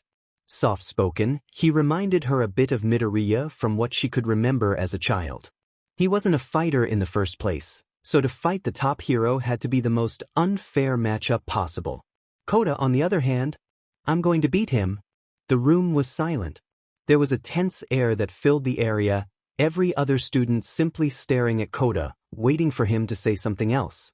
When he didn't, the small crowd simply parted, allowing him out the door that would take him to the bus for his trial. Nobody knew what to say to such a bold claim. When he reached the doorway, he didn't turn around, but he did speak once more. "I have something to prove. That's why I'll win." There was something more in his words, something that Eri suspected most of her class wouldn't pick up on. They were smart kids, for the most part. Her class scored near the top of the spectrum for grades. They had powerful quirks, and had commanded everyone's attention during the sports festival. However, they were mostly all missing the real-life exposure that came with being a hero. They were missing the desperation that came when things went wrong. They didn't have the real-world experience with villains, or with danger like she had. And while Eri didn't know Kota's story, she knew that he came from a family of heroes in the Pussycat Squad, and, by extension, she knew of the tragic role that Squad played during All Might's last stand. It didn't take her much to deduce that Kota had seen something similar to that of which she'd seen. He knew that same fear that came with being face-to-face with death and destruction. "That's why I'll win. Because I have to." There was always the chance that she was wrong, but something in her heart told her that she wasn't. "Eri?" one of the girls asked cautiously. She couldn't tell who. Her mind was far beyond attached, and she blinked several times, trying to collect herself. She turned to her classmates, ignoring their looks of concern, and offered them a bold smile. The same bold smile that both Lemillion and Deku had taught her as a child. The same smile that led everyone to anoint her as the next Deku. Because she wasn't just fighting one of her mentors, she was fighting to assure herself as the top student in 1A. Let's do our best. She raised her fist in the air, and her classmates eagerly joined her, shouting plus ultra. The rocks. Cheering almost inspired Eri enough to feel confident fighting the monster she was to go against. It almost created a spark of hope in her chest. But yet, as she stepped onto the bus, which would take them to their sure defeat, she didn't feel any better. And as she disembarked, she numbly realized that the trio had absolutely no plan in place, causing a wave of nausea pass through her stomach as the reality of their situation came crashing down upon her. She was really about to fight one of the most powerful men on the planet. She, a 16-year-old, was going to fight the same man that had gone toe-to-toe with her abusive pseudo-father and had one-shot every single abomination he created during his fusions. In the eyes of a youth, she remembered thinking that Deku was comparable to a deity. Because, in the eyes of a 7-year-old who'd known nothing but torture and misery, he rose above everything and did what she never even considered possible. As she'd grown older, she'd slowly begun to break down the pedestal he was hoisted on, but truly, nothing could remove him from the eyes of the child that she still truly was. You'll have less than 5 minutes to devise a plan, Aizawa said. Why he'd accompanied them was a mystery to the students, but his bored expression seemed different than normal. If I may advise you, consider why you're fighting. You three have different weaknesses, but the same core weakness among you. Only when you figure that out do you have a chance at finding the solution to this problem. Good luck. With those last parting words, Aizawa took the bus away, leaving the trio in a state of complete befuddlement. The same weakness? Katsuma repeated softly. What weakness is that? It's probably in our fighting style, how we approach a problem, Eri wondered aloud. It was the only thing she could figure out based on everything provided. Katsuma and Kota had two completely different approaches to fighting, as well problems in general. Because of the vastly different applications of their quirks, and mixing her own in, the test was very likely not intended to be testing their overall quirks, but instead, how they approached an opponent stronger than their current capabilities. Eri shook her head. It still didn't make sense why Deku of all people was leading their test. Surely anyone else from the staff could have done? And why did he want to test the three of them specifically? If he wanted to test her because of their history, then why not select her individually? Why involve Katsuma and Kota, of all people? Two classmates who didn't really get along? Eri blinked, breaking her silent musings, and turned to Kota, who was carefully adjusting a nozzle on his hero costume. You two don't need to fight, I'll take on Deku alone. For a moment, neither Eri nor Katsuma spoke. Are you out of your mind? Kota lazily drew his gaze up to meet the auburn-haired teen's outburst. It was unlikely him.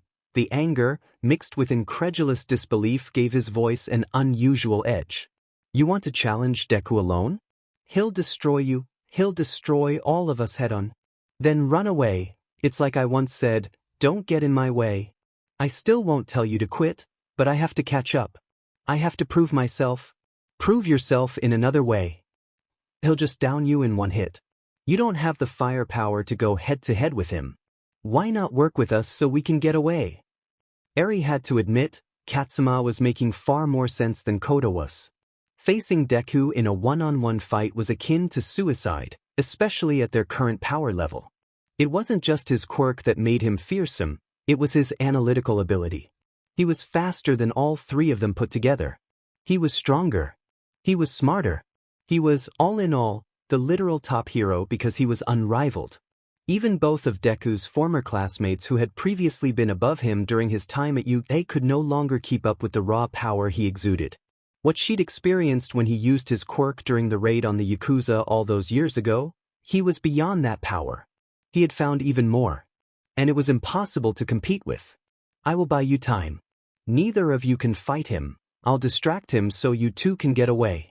This isn't up for debate, Kota said, eyes narrowing at Katsuma. Before the cell activation quirk user could argue, there was a horn and a voice that spoke over a loudspeaker. Team A, practical exam. Ready, go. There was no more time for debate. All three prospective heroes knew that. While there was clearly some unsettled tension, Both boys put their feelings aside as Eri took the lead, immediately searching to a route that would keep them out of view. Deku's ability to gain aerial vantage points made him a difficult opponent in the first place, and there was no doubt that this match was comparable to a hawk hunting a rodent, and, unfortunately, they were the rodents. There, Eri called, pointing toward an alleyway obscured by the overhanging rooftop of the building next to it. Immediately, she began heading toward the alley, glancing behind her to see Katsuma hot on her tail, but Kota moving forward purposefully, as if he didn't hear her. Rather, just like he'd pledged, he was heading directly up the middle, straight where Deku was sure to be waiting. If he wasn't already in the skies. Upon reaching the edge of the alley, she turned to Kota and hissed, "Can we at least figure out the route first?" He didn't respond, however. In fact, he didn't even turn his attention to her, he was completely focused on the road in front of him. "Kota," Katsuma tried desperately, irritation seeping into his voice. But his voice never made it to Kota. A rush of wind roared through the streets of the city, carrying twisted metal, chunks of concrete, and heaps of scattered debris, destroying anything and everything in its path. The roaring sound it made completely blanketed any plea that Eri or Katsuma uttered in that moment. It also sent them sprawling backward, the ground becoming too uneven to sustain their footing. The world went dark for a brief moment. Then, from the dust and ash, Eri saw a lone figure approaching. His aura, his build, his confidence. There was no mistaking what she'd once considered the warmest hand to comfort her. That, unmistakably, was Deku. Talk about a blast from the past. Only, last time, I was on the receiving end of that. He joked so idly that Eri wondered if he was even taking the exam seriously. He grinned from ear to ear, casually studying his handiwork. Pipes that leaked water, rubble that crumbled to dust, destruction that was only capable via massive power. It was terrifying how strong he really was. Witnessing his strength up close, it was clear, Deku was unrivaled. His gaze turned sheepish as he rubbed the back of his head. The recovery girl would have my head if she saw me do that. Before he had a chance to turn his gaze, Eri saw movement from the corner of her eye. From the debris, a torrent of water came rushing forward like a roaring river. The white-capped water came within inches of Deku, and, for a second, Eri thought they'd caught him by surprise. But to her dismay, a black tendril of energy snapped through the rushing water, parting it directly down the middle so that it missed the distracted pro-hero. In that moment, Eri realized he was completely focused. It was a mistake to assume he wasn't. Good tactic, catch me off guard and strike. Deku's voice was praising, but the tone, despite the encouragement, seemed ominous. A dark vibe hid under each syllable, twisting the praise into something else entirely. But, surely that's not it? He didn't even rush forward. He didn't have to. A single step, dust sent skyward as his steel-clad boot came down, sent a paralyzing fear throughout Eri. All of a sudden, her bravado had faded, like it had never been present in the first place. Any trace hope she had of winning had been completely smothered. And she hadn't even done anything yet. The fight was barely 20 seconds in.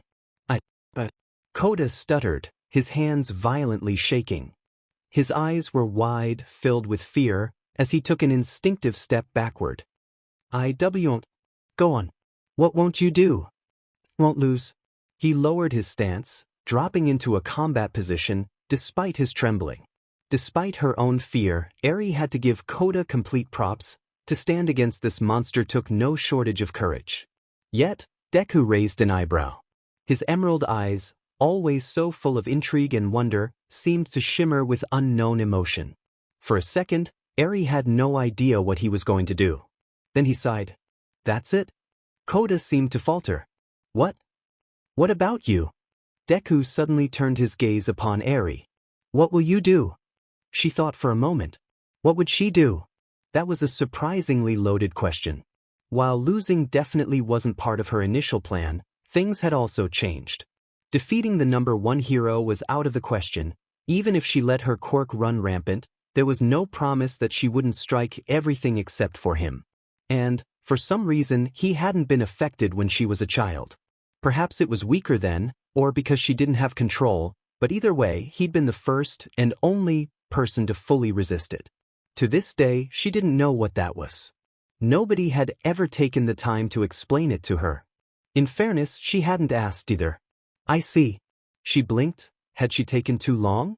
Without warning, he turned his piercing gaze toward Katsuma and leveled the boy with the same heavy look. She thought he had. Where the boy had once been laying, the spot was now vacant.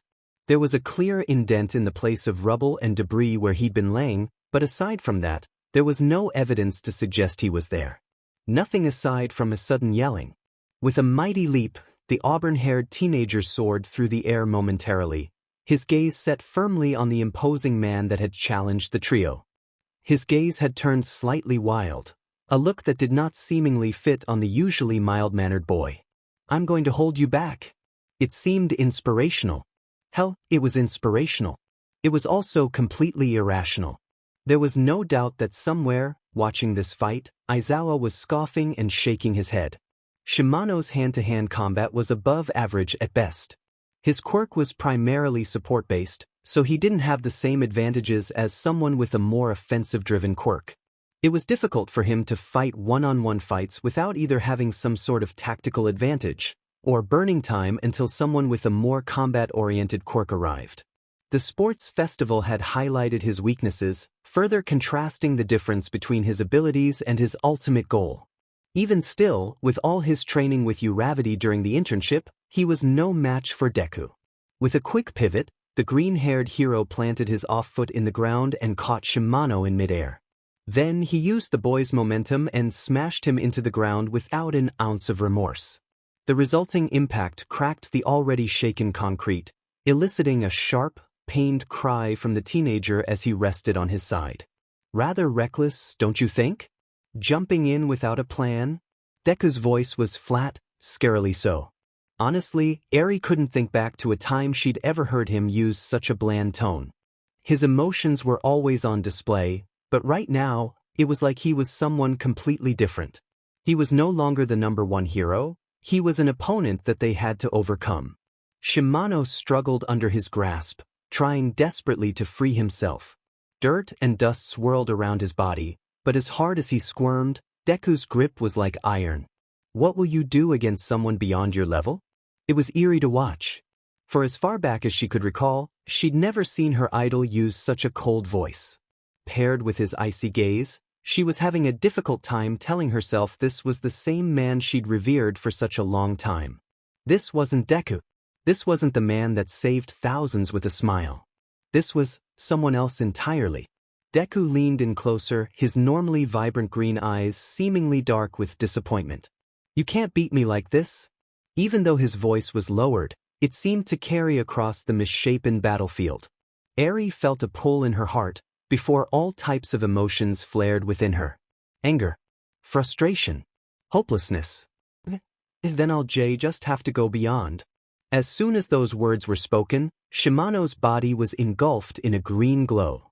His face was marred by tears and his anger, but even within his emotions, Eri could see that his fighting spirit hadn't dulled in the slightest. And as he pounded his fist into the ground, she realized what he was doing. Cellular activation, stimulate. As Shimano wait, it didn't matter, her voice wouldn't stop the teen's decision no matter how loud she yelled.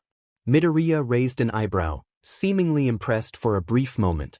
Then, several tendrils of jade and black energy erupted from his left hand, smothering Shimano's body and coiling tight around him. A pained cry escaped the mess of bonds as they suddenly tightened, further incapacitating the cell activation user's body.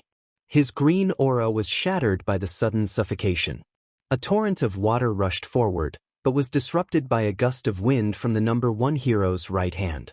A growl came from Kota as he stomped his foot on the ground, before summoning another wave of water from his fingertips, this time trying to create a small waterspout. Eri, get your head in the game. The snow-haired girl blinked, hardly even realizing that Kota's cry was directed at her. But when their eyes locked, she realized the look of desperation written all across his face. She needed him. With a mighty cry, Eri let go of the dam that held back her power, and allowed her quirk to roam free for the first time in a while. Brilliant beams of golden energy danced from the soul horn on her forehead, striking the environment in unpredictable manners. Once upon a time, Eri hadn't known how to control her power. But now she did. She'd come far. She could win this for them. It took focus to direct her power. It was a strenuous and draining process, even using a little bit of it. She'd worked hard to learn to control its existence, and she'd come far in the process of using it. The longer it went on for, the more feverish and delirious she'd become. But now wasn't the time to worry about that. She had an opening. She knew it would take everything to bring down Deku, so that was what she would give. The beams combined into one large ray, enveloping Deku in a mix of dancing static and raw golden energy. Surprise seemed to overtake him as he released one of his quirks hold over Shimano, giving Kota the moment he needed to snatch the damaged boy away with a swirl of the waterspout. Once she was sure he was clear, she expanded her desired target zone and upped the power of her quirk. She wouldn't erase him. It was only an exercise, and she was stronger now. She would only neutralize his body. She would be selective, be decisive. She could control what was turned back and for how long. Gone were the days of having no control. She could do it. All she had to do was neutralize him for a moment so her team could escape. While her quirk was one large, concentrated beam, she had purposely devised multiple beams to neutralize each of Deku's quirks. One for float, one for black whip, one for danger sense, one for all itself. By pushing herself, she could rewind his quirk factor and limit his access to his power. It was nothing more than shrinking the container that his power emitted from. If she made it smaller, he in turn would have less power available. Yet, despite the energy surging around his body, Deku couldn't look more calm. His jade eyes locked onto her, and she was seized with fear. His normal lightning was missing, but he looked smug, like he knew something she didn't. Slowly, he crouched down, drawing his arms close to his body. F.A. Jean. Eri's eyes widened. It wasn't possible. He couldn't possibly still have access to his quirk. She was neutralizing it. She had temporarily rewound his quirk factor. His strength should be smash. A spherical cloud of dust and debris began rushing toward the snow-haired girl as she helplessly watched, unable to do a thing to counter. The moment the shockwave hit her body, her equilibrium disappeared as she was sent tumbling through the air like a doll in a tornado. When her body hit the ground and rolled against the pavement, she was all but numb. Her quirk, powerful, though difficult to use, had never been outmatched before. She'd never been neutralized like that. She had won the sports festival. The days of being useless were gone. And yet, she felt the same as she had when she'd been locked away in a room, unable to lift a finger for herself. Half-lidded, her gaze was unsteady, and her vision swam with floating black dots. It sounded like she was underwater. For some reason, she could barely feel her limbs. It was tempting to give in to the growing desire to sleep. She was already laying down, so why not just close her eyes? Eri? That was her name? Why was someone? It was like an out-of-body experience. She already felt nauseous and lightheaded, but a wave of nausea rolled through her stomach as she suddenly felt weightless once again. Her vision changed, and even through the spinning and swirling, she could make out the disappearing light as shadows took over her sights.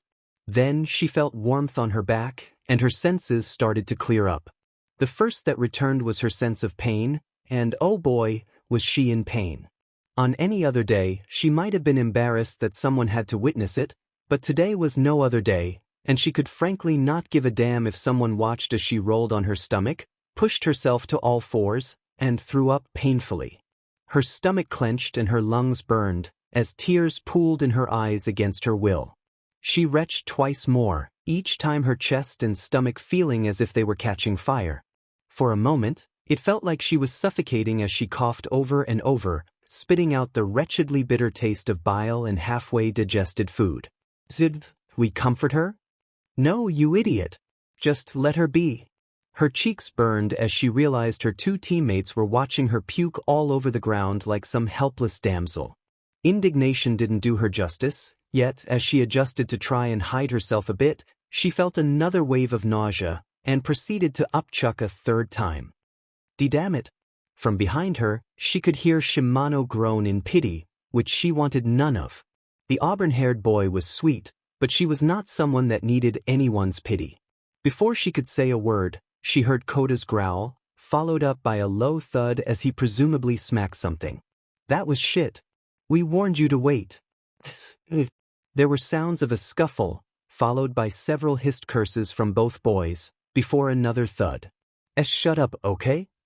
Just shut up. A sniffle. I don't need you butting in, okay? I can handle myself. I can win on my own. With the nausea fading, Eri took the gamble of sitting up so as to get into a seated position. She weakly shuffled away from the puddle of vomit, wrinkling her nose at the smell and sight. It was during this time that she took in her surroundings, as taught by Aizawa personally. They were in an alleyway. A large metal staircase obscured their sight from the sky, giving them a slight shield from Deku should he be flying around for them. Otherwise, they were deep into the alley, the damaged street they were once on no longer within sight. The looming buildings overhead cast a nice, cooling shade over their small retreat. Using one of the buildings, Eri laid her back against the stone foundation, before staring at her two partners physically quarreling with one another. Kota had Shimano by the collar of his costume and had him pressed against the building opposite, a look of rage on his normally disinterested face. Why bother? Eri asked, breaking her silence. Shimano gave her a look, happiness she was awake enough to talk, but concerned enough to cause a prickle of annoyance to run through her. She was okay, she didn't need his concern. He's already proven in under a minute, he can wipe the floor with us. Kota roughly shoved Shimano into the wall, though he let him free in the process, allowing the timid boy to massage the collar of his costume and eye the black-haired boy with irritation. Then, Kota leaned against the wall, folding his arms over his chest. You wouldn't understand? Then help us understand. Shimano countered heatedly. If you don't want help, fine. But you're gonna have to tell us exactly why we can't help you. Because all of Kota's red-hot anger faded, and for the first time since Eri had met him, he looked calm. Memories began swimming in the depths of his eyes, of that, Eri had no doubt. She could see it in his expression. He sighed softly, turned his expression downward to avoid looking at the duo. Because Deku saved me as a kid, okay? He did it all by himself. And now, Kota took a deep breath. I need to show him I can do it too.